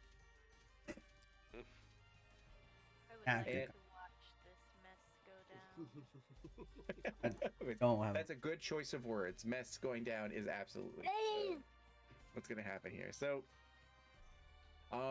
yes, I'm the gonna savory, miss not having prestidigitation right now. That's all I'm gonna say. right? Yeah. Oh, it's going to be 8 sessions from now. They're going to be Oh. like, "Do I smell pie?" As like it's going to stain your clothing and just like carry. I had So to wear the my savory- best stuff today. Damn it. The savory scents of meat, pastry, and spices fill the air around a 3-story building mounted on the back of a gigantic tortoise. A cooking stand and a festival stage with a long table are set up at the tortoise's feet, where an orc stands over a massive oven. And she bustles from the oven to the stage and back, placing delicious-looking what is hand pies at each seat, stacking more of them on a cooling rack nearby. People are already gathered on stage, including a scrawny young human with a mop of brown hair and scruffy beard. As you approach, the orc calls out in a melodic baritone, like, "Come sample the best meat pies this side of the waste. Yes, I sell them for the meals up there, but I'm running the pie eating contest down here all day. If you got an orc-sized stomach, that is," as they kind of chuckle. And there's a good amount of like people that are kind of watching this, as like again, the contestants are here are like a Minotaur, a Goliath, a fairy, as well as various others as well, a male drow, a female halfling, and so on and so forth. So do you guys sign up and take your place? Yep. Yeah. Yep. I'm there. Cassius is right in line. He's gonna regret it in the morning, but he's got to do it. So amazing. So in this time, yeah. Thankfully, we'll do this and then immediately go swimming. That way, you guys get disadvantages on all your rolls. So My element is earth, not water. I sink. I'm just gonna throw that out there right now. like, blah, blah, blah. Yeah. So That is great. So you see that a good amount of people have gathered here to be able to watch this pie eating contest take place, and a lot of people are just kind of cheering. There are seats around for you to sit and enjoy the festivities. And awkwardly or not so awkwardly, your companions kind of all sit next to your rivals, as well as like it'll be John, Cassius, and then Morwyn, and also Thormir, as you guys are like sitting next to each other, next to a bunch of other people that are kind of they're actually no, that's great, actually. Yeah. So in this time, you see that the Agatha. Before we start, I just want to do one thing. Sure. Because I just want to have this moment. When Malice and Seraphine are sitting next to each other, I'm just gonna do like a fully formal bow to Seraphine and be like, "Milady, I will be sure not to defeat your champions too badly," and I will give her like a quick kiss on the hand and then move back. Amazing. As you do so, she'll be like, well, "You're not gonna beat them though. They're good, right? You guys are good." And then Morwyn's like, "Morwyn is hungry." As you recognize Morwyn will now for the rest of the campaign speak in third person. As, and Everyone's got to have a thing. Everyone's got to have a thing. I respect his commitment to the bit. And Thormir will look over and be like, "Oh, I'm not losing to John, not again." As he like takes off his helmet and then cracks his neck and everything like that. As you see, there's various tattoos. So cool guy.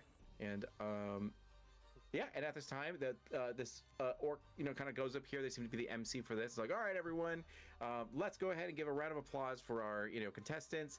All of them look very hearty. They look like they're hungry, and we're gonna get in to see who here can actually take home one of the biggest prizes to be able to devour the most amount of pies. And let me see here.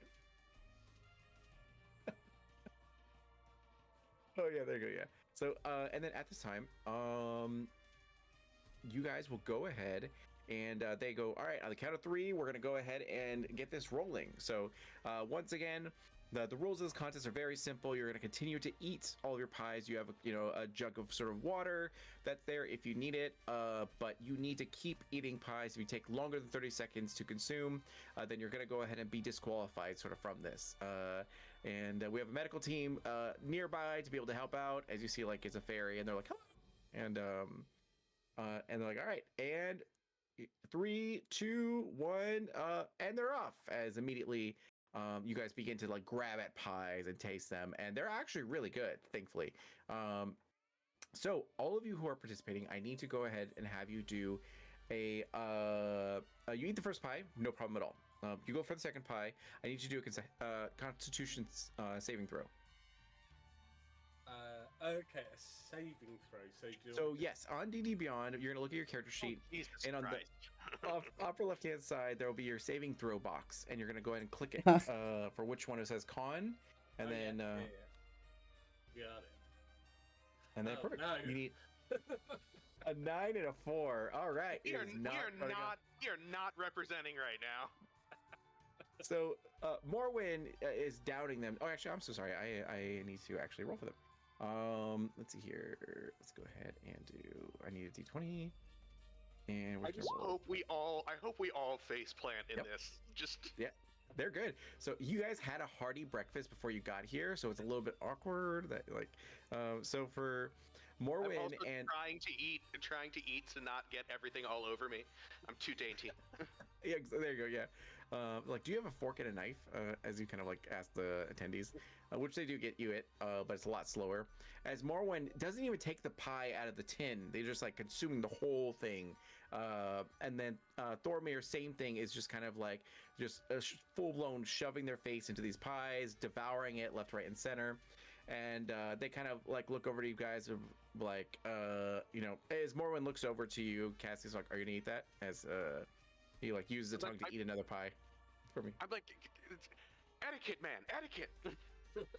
Amazing. So go ahead and do another Constitution saving throw as you devour the first pie. No problem. You're struggling to get through the second pie.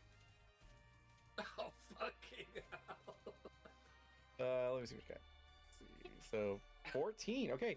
So Sir John, unfortunately, You're trying to eat, but you had a big hearty breakfast, and you just can't stomach anymore as you kind of like get disqualified as like the good Sir John, loyal to our sort of like community, and give it a round of applause to the guardsmen as they all give a hearty sort of thanks sort of to you. As you walk from here, as Stormir is like, ha ha ha. Actually, he needs to roll. Let me see here. Ooh, Thormir also has a tummy ache and has to get disqualified. But Morwen and Cassius are still in this. So you're seeing that as time goes on, more and more contestants are starting to fall away. The male drow has like his fill after the third one. He's like, I can't do it anymore. Oh my god! And you're watching as like the Minotaur and everything like that kind of goes like, wait, is there gluten in this? Because oh shit, as he can't like is disqualified as well, or like leaves the tense contest as well. And then now it is like the fairy, Cassius, Morwen, and this orc that is also here. So go to give me a Constitution saving throw, and this time you need a 16 or higher to succeed.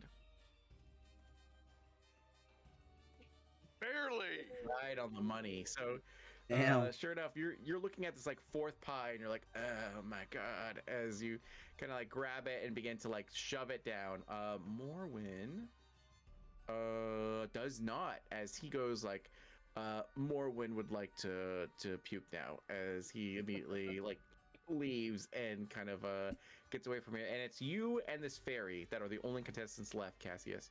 I'm like, I knew it was gonna be you. Amazing. And yeah, so go ahead and do this last roll, as like you can stop now. You I know you normal mortal folk can only handle so much. As he just like immediately is like devouring these pies like nothing. You don't know where it's going because he's clearly got a 6-pack. I could be like, I have the pride of dragons. You need 18 or higher. Before Oh my, Natural of course. 20. Of course. And then Sir John, you're saying something? Oh, sorry, I was going to cast Bless, but it doesn't matter anymore. Yeah, the 20. You're just like, wait a second, as you like undo your belt, and then you're like, I got the room, as immediately you like devour this. I am an elemental furnace of chaos. In a rare show of emotion, Malice wants to stand up and clap joyfully. Amazing. Oh yeah, you guys get artwork too. I gotta show you this. Let me see here real quick. Fantastic. I'll put it in our Discord chat. Yes. So in this time, you win, Cassius. So in this time, you end up getting a tin medal of the meat pie that is shaped like, you guessed it, a meat pie. And it showcases that you like are the winner of this sort of situation. Let me read this really quick.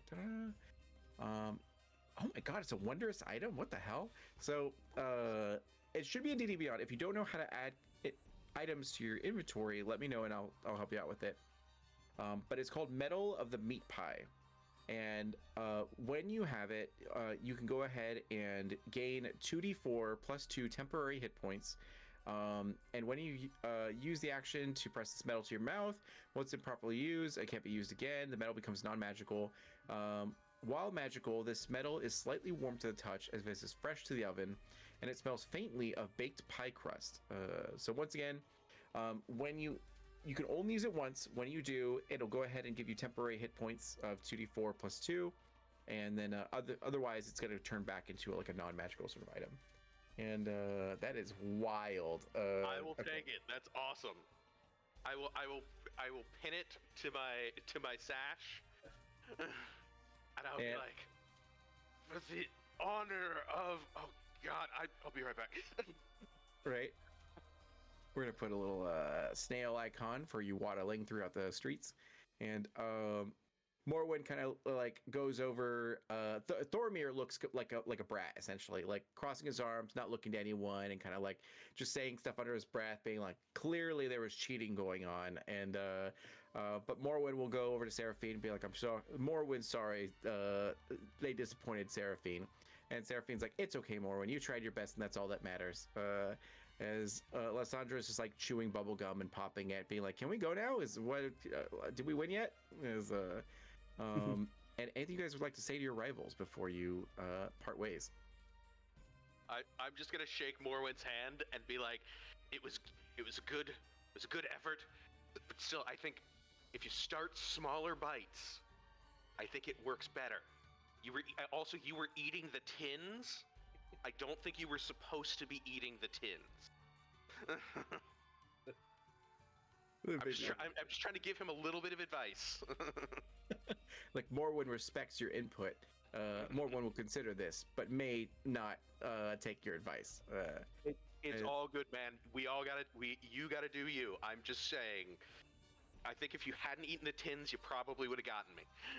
And out of respect, Morwen gives you a curtsy as that's the only respectful etiquette that he knows as he returns with his group. And I will give him a respectful bow and then waddle back over to our group and be like, "Oh, Miss AMI, please tell me I still look okay." And it's a Yeah. You pull out like a handkerchief and start trying to wipe my mouth. You look incredible. You look like a victor, my friend. The best thing to look like. amazing. And then I'll take it. I turn to Thoromir and I'm like, I was saving the ingredients for the people. Unlike you unlike you greedy, selfish man. I'm like, what did you say to me? And then Morwen is just like picking up him by his armor and is like, come on, we're gonna go somewhere else.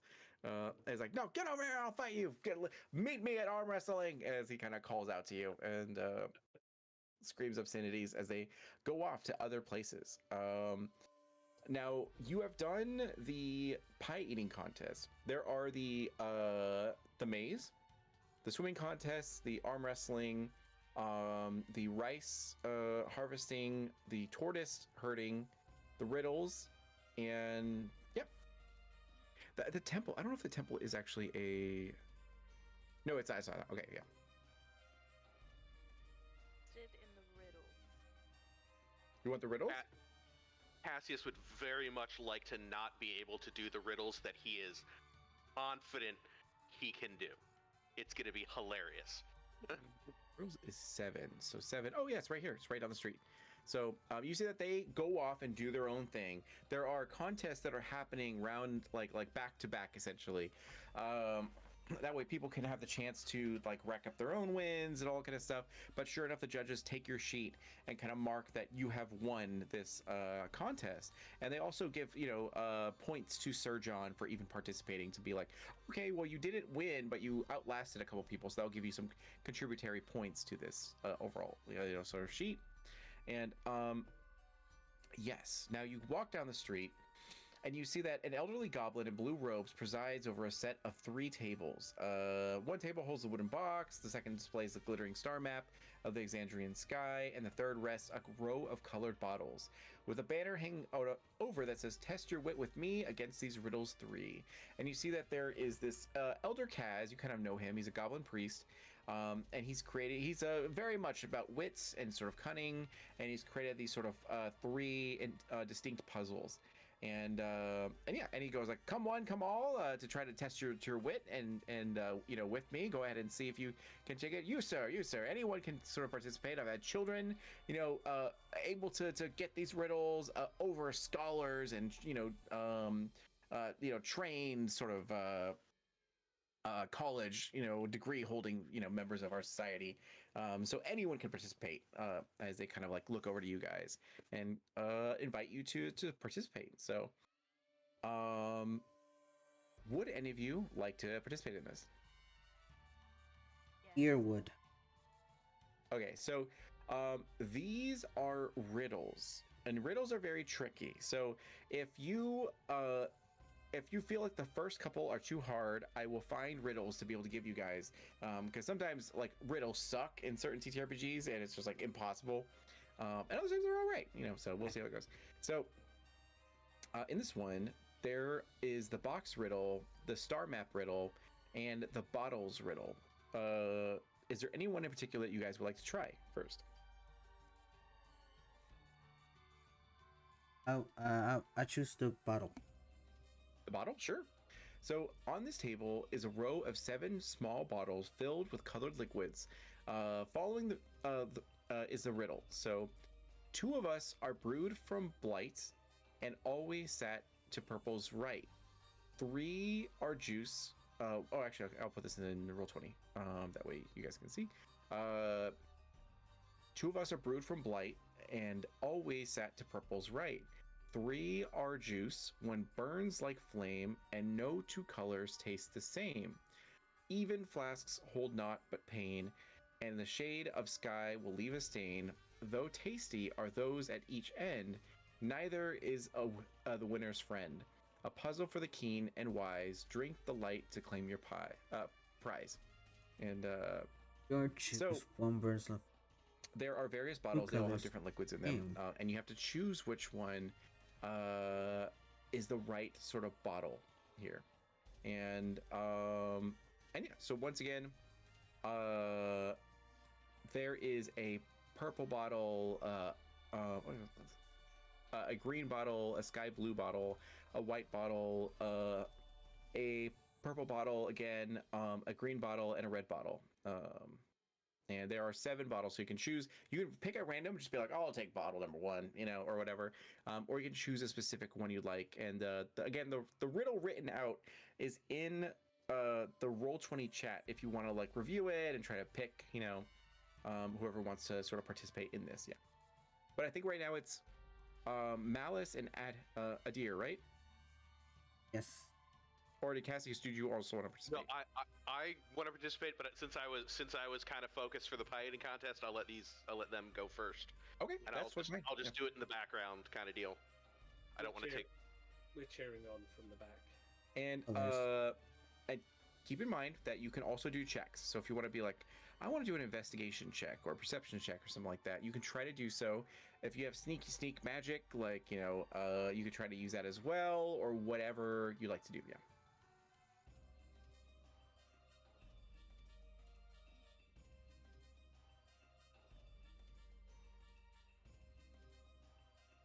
There like is there an order to the bottles that we should know? I know that there's colors, but like Yeah. So bottle 1 is a purple bottle. Bottle 2 is green. Bottle 3 is sky blue. Bottle 4 is white.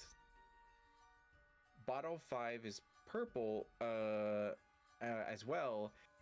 Bottle 6 is green, and then bottle 7 is red. And again, if you want to like pick them up and look at them, perception checks, investigation, whatever the case might be, you could try to do that to be able to understand like which one of these is the correct sort of bottle. Can I this investigation check? Go for it. Yeah. Investigation check. And 22. Nice job. Okay, so with the 22, you look at these bottles, and what you can find is that bottle 2, which is a green bottle, looks very sort of sickly kind of through this, and it doesn't look well, as you can definitely tell that it said that 2 of us are brewed from blight, and you could definitely tell that bottle number 2 seems definitely brewed from blight here, as it doesn't seem to be we allowed to like talk through it with each other, or is it because it's a riddle competition, like we have to do it ourselves? Oh yeah, you can absolutely talk amongst each other. Yeah. Okay. Because it's clearly telling us that the even flasks like 2, 4, 6 are hold nothing but pain. So we definitely don't want those. And the ones at each end are not the winner's friend.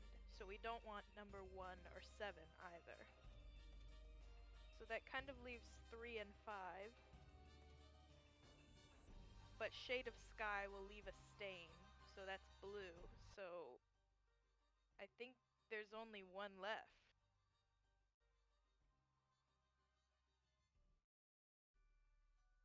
Weird thinks. And then all right, let's choose the one, that one. I don't know which color 5 was, but I'm thinking You want to choose that number 5? might be it. Sure. So you go ahead and pick. Yeah. Yeah, you go ahead and pick up bottle 5 as this goblin looks to you and goes like, "Is this your final choice?" As he goes to like uncork the sort of bottle to allow you to drink from it. Malice will drink from it. Sure. So this is the purple bottle, and it's filled with this sort of liquid. As you drink from it, you feel warmth settle in your stomach as your skin begins to emit a very dim, silvery light of a range of 5 feet for 1 minute, and then you die horribly. Just kidding. Just kidding. This is the answer to the riddle. Yeah, you got it. So you there we go. So both you and Adir, working as a team, were able to actually succeed in this first riddle. So one of 3 riddles has been completed here. You have the 2 other ones to do here. The boxes riddle as well as the star maps riddle. Which one would you like to try to tackle next? Star Trek. I think the box, yeah. The box, sure. And then okay, so for the box's riddle, on this table is a locked wooden box with 4 metal keys. On a placard beside the box is written the following riddle. Oh, and I'll put it in chat as well. There you go. So bronze, copper, silver, gold. Ancient ones from tales of old. Match the key to the box's lock. A mistaken choice begets a shock.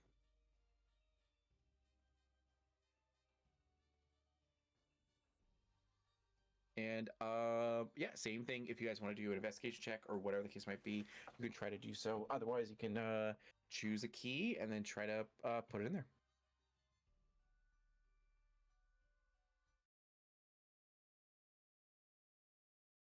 Well, the obvious is what metal is the box's lock made out of? Sure. If you want to, you can do an investigation check. Whoever would like to, or perception, whichever.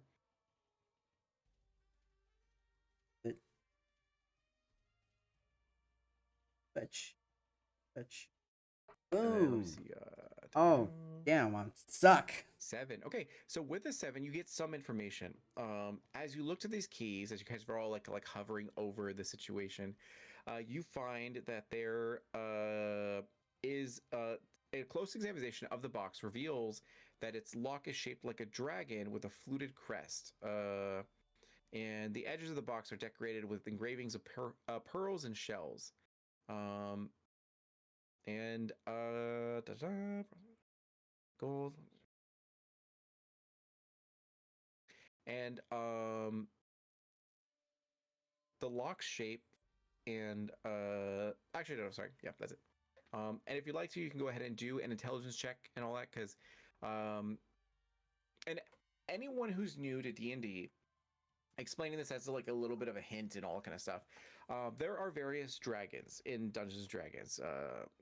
So these dragons have different colors, and the colors represent what kind of dragons they are. So, for example, white dragons have like ice abilities, blue dragons have like lightning, black dragons have acid, and so on and so forth. And there are also metallic dragons as well, like bronze, copper, silver, and gold.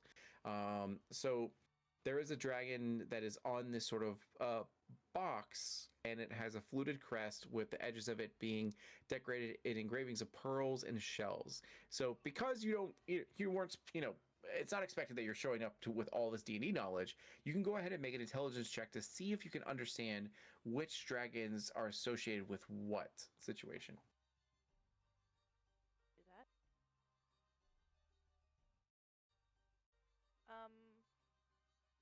So intelligence wouldn't be under skills. It's one of the top bar. Oh, I'm so sorry. You can do a history check if you'd like to. That'd probably be good. I'd say maybe history or nature. History or nature would probably be the best ones. Do a history check.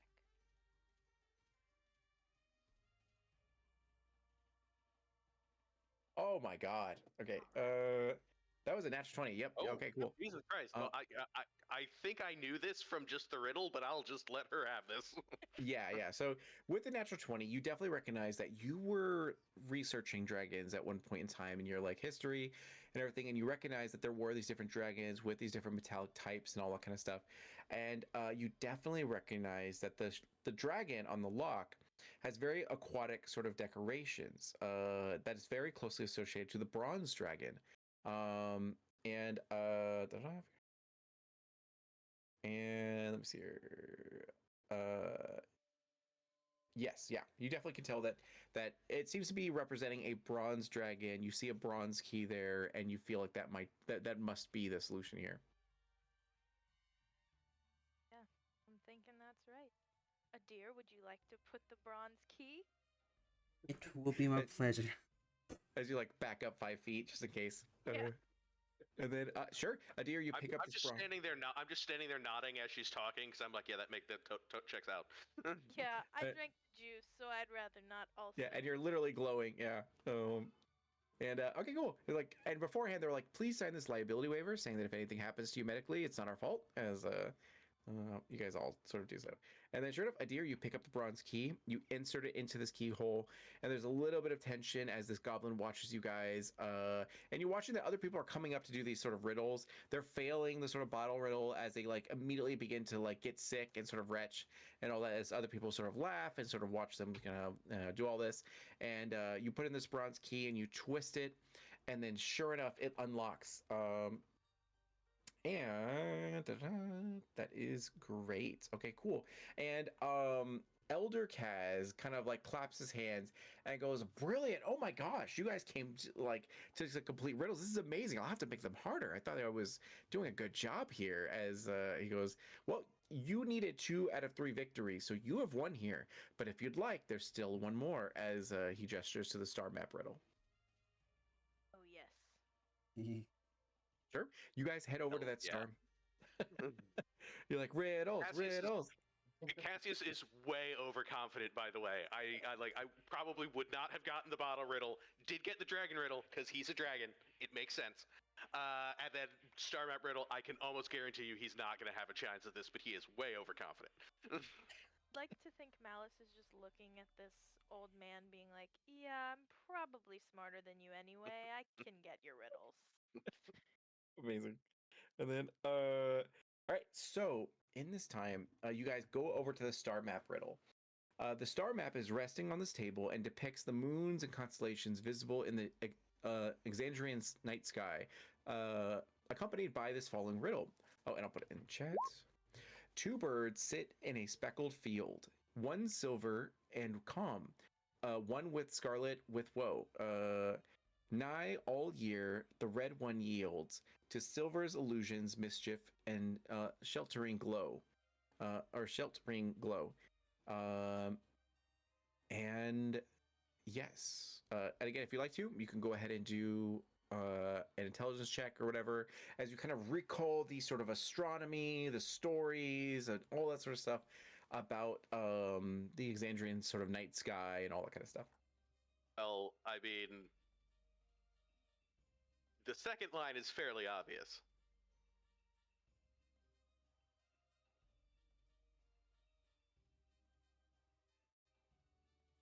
What am I trying to figure out again? You guys are looking at this sort of like star map riddle, and it showcases in Roll20 chat. There is the riddle there, but it says 2 birds sit in a speckled field, one silver and calm, one scarlet with woe. Nigh all year the red one yields to silver's illusions, mischief, and sheltering glow. And you know, as you're looking at this, you're trying to figure out exactly what they're kind of referencing to and all that sort of stuff. And yeah, it is a star map, So you're kind of like trying to figure out what the name is for this one particular sort of red object. And yeah, so if anyone wants to, you can do an intelligence check or history or religion, I would say. Alternatively, you can go ahead and do a perception check. While this is all happening, Sir John Gobble's in the background, but is getting very sort of like excited that they got to a third riddle. So they're going to cast Bless, which will give them an extra D4 on their saving throws. Extra D4, nice. Okay, good. And that's for anyone. Oh, up to 3 creatures. So that's a whole group. Yeah. yeah, so for everyone. So I'm going to cast my Bless. Get an extra. You're like, one moment as you like light incense and cast a sort of like a prayer to your gods, and they have a. You're all doing incredibly well. This isn't cheating. Well, I Amazing. mean, like that.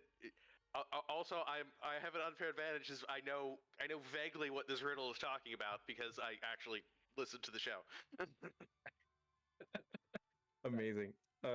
Yeah, so if you guys would like to, you could do your history or religion checks to see if you can rack your brain for any information about like the stories, the lore, astronomy, around this sort of area here. Sure. Malice will do a history.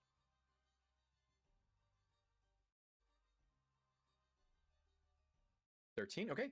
So 13, I believe, will get you something. It does. Actually, it's right on the money. So you recall that there are stories regarding Xandria's moons, recognizing that the second line of this riddle, the one silver and calm and one scarlet with woe, is referring to superstitions surrounding Rudis. And the last line is referring to the divine portfolio. These names, I gotta like figure out these names. Saheni, the Moonweaver. So you kind of figure out that they're definitely referencing these two sort of like moons and all kind of stuff. And the main one you're looking for is Rudis. Is kind of like the answer to this riddle. And also Saheni, yeah. So if you want to submit that answer, you can go ahead and do so because you have succeeded in this. Yep. Sahene is the Moonweaver, goddess of the moon. Katha is the white moon. Brutus is the red moon. Rudis, yeah, there you go, Rudis. And then perfect. So in this time, you guys go ahead. Oh, interesting. Okay, cool. So in this time, you guys go ahead and submit your answer. And he claps his hands and goes like, "You guys are brilliant! Oh my gosh! Like, wonderful! And these have these people have like completed all of my riddles. Please give me your sheet." As he puts a huge, dramatically large, like marks to showcase that you guys have absolutely succeeded here. Let's see. And okay, cool. So we'll say no. They walked away deliberately. Yeah, you're fine. Okay, cool. So yeah, as you guys are finishing up here, your rivals are like kind of arriving sort of to the riddle area to participate in that, and they're like, "Oh, you guys did all right, huh? I guess you guys are smarter than you look," as Serafina says to you guys, as you can clearly see they have an award for one of the other contests that they have done here. Any smack talking, or do you leave respectfully? No, definitely not that. Malice would like to say this one requires a lot of intelligence, so you four may just want to turn around now. Amazing. And she like crosses her arms and squints at you. And then so in this time, you guys sort of walk away. As you do so, there is someone that arrives here. Who's here? Sorry, there was something that caught me off guard. Let me Oh, here we go.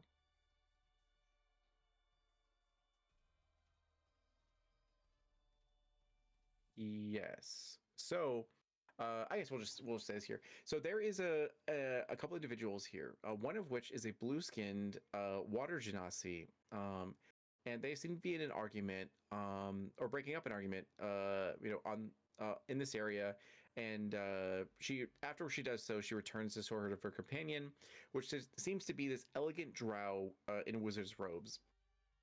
And after they exchange a few words, they kind of head away from this.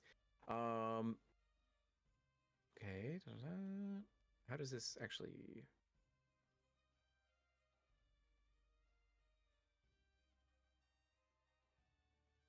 Huh, weird. Okay. All right, I'll have to look for that for next time.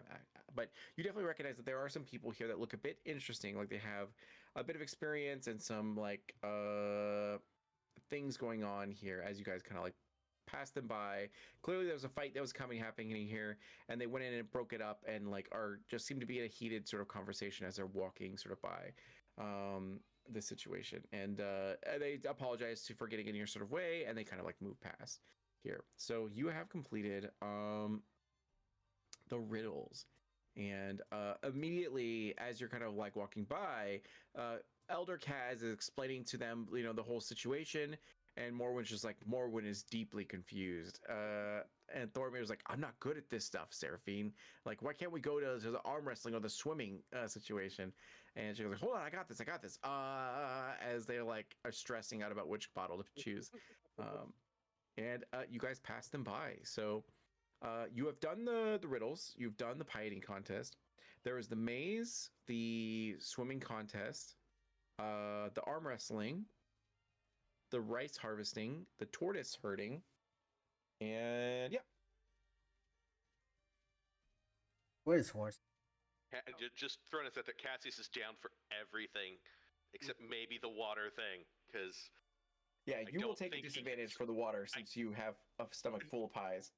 I just don't think he's very good at swimming. He is like a 400-pound crystal dragon. It just swimming in general is like he can do it, but it's not his favorite activity. Amazing. And did anyone not get to choose yet for an event? I think Sir John was very up for pie eating, so he's taken a step back and said, "I tried my pies, I failed, but my good friend Cassius took the lead." I carried your banner to victory. It's just not. It's like they were very good pies, but I don't think 7 of them was really what I should be focusing on. The next time you like go to the doctor, like, Jesus, your cholesterol is so high, as looking at your chart. So Let the restoration me and move on. And then Adir, what would you like to choose at this time? The rice planting. Rice harvest. Sure, yeah. Okay, cool. So this one is J5. So you guys are going to go all the way up to here. As you see, there's quite a few people. So on the eastern edge of the jumble, the docks rise upward toward from the river and to run alongside wooden shacks built on stilts, casting crooked shadows over the wetlands below. Some areas of the wetlands have been cordoned off to create rice paddies, which are now ready for harvest. Blue and green banners wave over one end of the docks, where 2 elderly goblin farmers preside over the contest. As one says, "You know how it goes," as one hollers in a reedy voice, "First team to harvest the rice from their section wins," as they call out. And you see there's a bunch of people who just finished up there into one section as they're like, high-fiving each other, and other ones kind of look disappointed, but are ultimately having a good time and everything here. So there are 2 goblins that are here.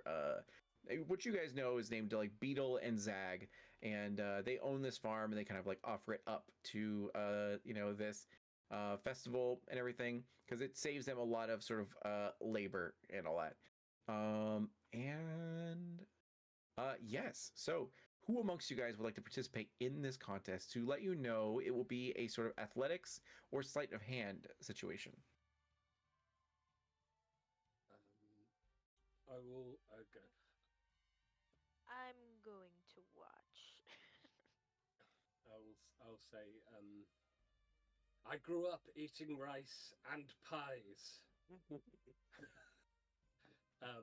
I will join in the harvest. Sure. I'm gonna go for it because Cassius is literally gonna participate in everything, even the things that he's terrible at. Because I want him to at least once flat out fail. I want him to drown. Oh God. Amazing. So yeah, you guys get to this rice field and everything like that, and then you get sectioned off into your sort of corner to be able to start. And like, all right, everyone, we're gonna go ahead and see which group can actually clear their sort of field the fastest. And I want it to be a good, clean one. You know, no like halfway ripping out these sort of things. You need to go ahead and do a full good effort as they sort of show you exactly how it's done here. And they're like, all right, so whenever you're ready, let's go ahead and do this. As you see that there is a sort of like a female orc that seems to be a mother, and her like rambunctious son, who clearly has ADHD. He's like jumping up and down, super excited, running around with endless sort of energy. They're like, oh God, that actually might be a competition. As and you see a pair of drow siblings who are wearing like broad-brimmed straw hats, and they constantly are bickering with each other, being like, "This is the strategy we got to go to." Like, no, don't do it that way. We failed last time. We're gonna do it this way. As they're really heated into this, and it goes like, "All right, everyone, get to here and get your places. You have your tools and ready, set, go." As you guys are allowed to go through here. So let me go ahead and see. Let me see what they get, and then when you guys are ready, go ahead and do your athletics or sleight of hand check. Oof, and they are both teams are failing. Are the other ones that are kind of working on this. Oh, I rolled And, terribly. and let me see what you guys got. So 10 and 16. Okay, so you're watching this as the mom and her son, as she's working hard, but her son is not. And it's like, come on, get to it. Like you need to, we're here to work. As like, oh right, sorry mom. As immediately he gets like to work and tries to help out in his 8-year-old sort of way. The drow siblings are both doing their own strategies that they think is gonna win, but because they're not in a cohesive sort of like unit, it's just going slower than anticipated. Cassius is doing a decent job, but the sheer size of their stomach with all the pies in it is kind of making it hard to bend over. But Sir John is like, I know this theoretically. I've never actually farmed before. I'm sorry. amazing. And then Sir John, you're in the thick of it, as you're like, I did this when I was a child, as you're hardcore like dealing with this. And then that's great. The second round goes as you guys are like, you cleared a third of the field. Now you're getting to the second of third as they go ahead and do this. Oh, that sucks. The other teams are still failing behind, and I need you guys to do your athletics or sleight of hand check. Oh shit! 12 and 11. I'm still rolling terribly, but doing okay. No, you guys are good. Yeah. So with this, you need an 11 or above. So in this time, you guys are working together now as you're compensating for Cassius and kind of guiding him sort of through this, but you slow down in order to do so. But it ultimately helps your team overall because now you guys are working at a combined pace.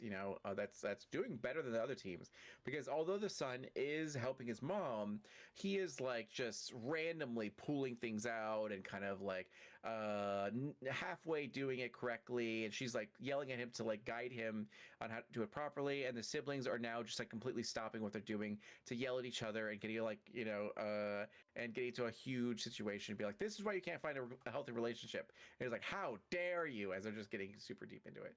And then and the final one ooh go for it. May I shout over to the other team and go, do not be separated by petty arguments. I believe in you. We're all here harvesting rice. Well, as you say that, you deeply inspire them as one of them ends up getting a 19 and the other one got a 13, which is pretty good. So, guys, go and roll your last check. You guys are in the lead right now, but they're getting momentum. I feel like as Sir John shouted that, Malice would go, boo. Amazing. And then 15, 24, it doesn't matter because they you blow past them. So you do inspire them as the mom goes like, see, don't you want to be a big and strong sort of like soldier when you grow up? Be good like him. Look how disciplined he is. And he takes real deep inspiration from that. He's like, I do want to be that way. As immediately he begins to do the form correctly, the technique, and helps his mom be able to like, make up the loss that they've done. The siblings listen to you guys and be like, fine, I'll do what you want to do. And they're like, thank you. I appreciate it. I'm sorry about what I said. And they're like, it's okay. You're right. As like, I need to go back to therapy. As they all chat about this. But sure enough, you guys win. As it's an overwhelming sort of victory here. And after you win, everyone sort of cheers as they see how hard you guys have sort of worked. You kept a steady, strong pace, and you finished strong here. As both Beetle and Zag award both of you guys with this copper medal of the wetlands. And it's called the Medal of the Wetlands, so you can add it to your sheet, and both of you guys get it. So when you use an action to trace the edge of this medal, difficult terrain doesn't actually. Wasn't there a prize for the riddle one? I'll have to check that out. When you use an action to trace the edge of this medal, difficult terrain doesn't cost you extra movement for 1 hour. Once this has been used, it cannot be used again. It becomes non-magical. So it bypasses difficult terrain for a singular sort of like hour. And then the riddles and rhymes. Let me see if there was star map, bottles, the treasure. Okay, cool. So both you, so Malice and Adir get the Medal of Wit, and you can add it to your character sheet by going to inventory, manage inventory, and then searching Medal of Wit, and it should come up. So with this one, you can press this medal to your temple as an action. Doing so gives you advantage on intelligence checks and intelligence saving throws for 1 hour. Once it has been used, it cannot be used again. It becomes non-magical. So all of you guys got something from this. Wow. And you see that Morwyn and Thormir and Seraphine are kind of like heading over here, and they seem to have been watching the entire time. And Morwyn is like, Morwyn is proud of you, Cassius, as he kind of calls out and kind of waves. I'm just gonna give him a thumbs up, and I'm gonna be like, "You got this, buddy." And Thormir doesn't say anything as he watches like Sir John, which he respects you in this moment, and he's just like, "Shit, that was actually really good. I can't say anything." And Seraphine's like, "This is something we can do. Like, you guys can clearly, like, maybe we're not the smartest of groups because we've totally bombed that riddle test, but like, maybe we can do rice stuff, right?" As she calls out to her companions, and they're like, "Yeah, let's try it." As you guys are gonna, you win, and you're gonna go ahead and do this. So, yes. In this time, we're gonna go ahead and save the rest for the next session here, as like next time we're just going to roll straight into everything, as you can go ahead and clean up the other sort of contests that you haven't done. And again, as a group, if you're like, all right, we've done enough contests, we can move forward with the main story, we can do that. Otherwise, you can go ahead and check out every single little thing, because they do have treasure if you end up winning that could help you out later on. And yeah, so that was great. So just the last question I have for you guys: did you want to be a? Oh no, would be bi-weekly, I believe, because yeah, this would be bi-weekly. So our next session is on the 3rd. Is that cool with everyone? Yeah, I think so. All right, awesome. And then, does anyone have any questions about anything?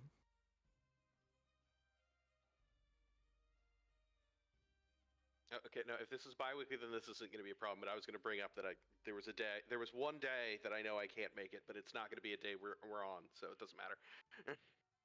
That works. Okay, cool. Yeah, and then if you have any requests for anything or want to change anything or need me to help you with whatever, let me know. And then proper expectations for next week when or next session we play. You guys will probably not engage in like straight up combat. It'll be more like fun festivities until you guys decide to participate or move forward with the main storyline, and then things will start to go into a certain direction. But and yeah, so that's great. So other than that, I hope you guys have a wonderful weekend, and I'll see you guys next session. Okay, thanks very much. Cheers. Of course, see you guys later. Take care. Bye bye. There.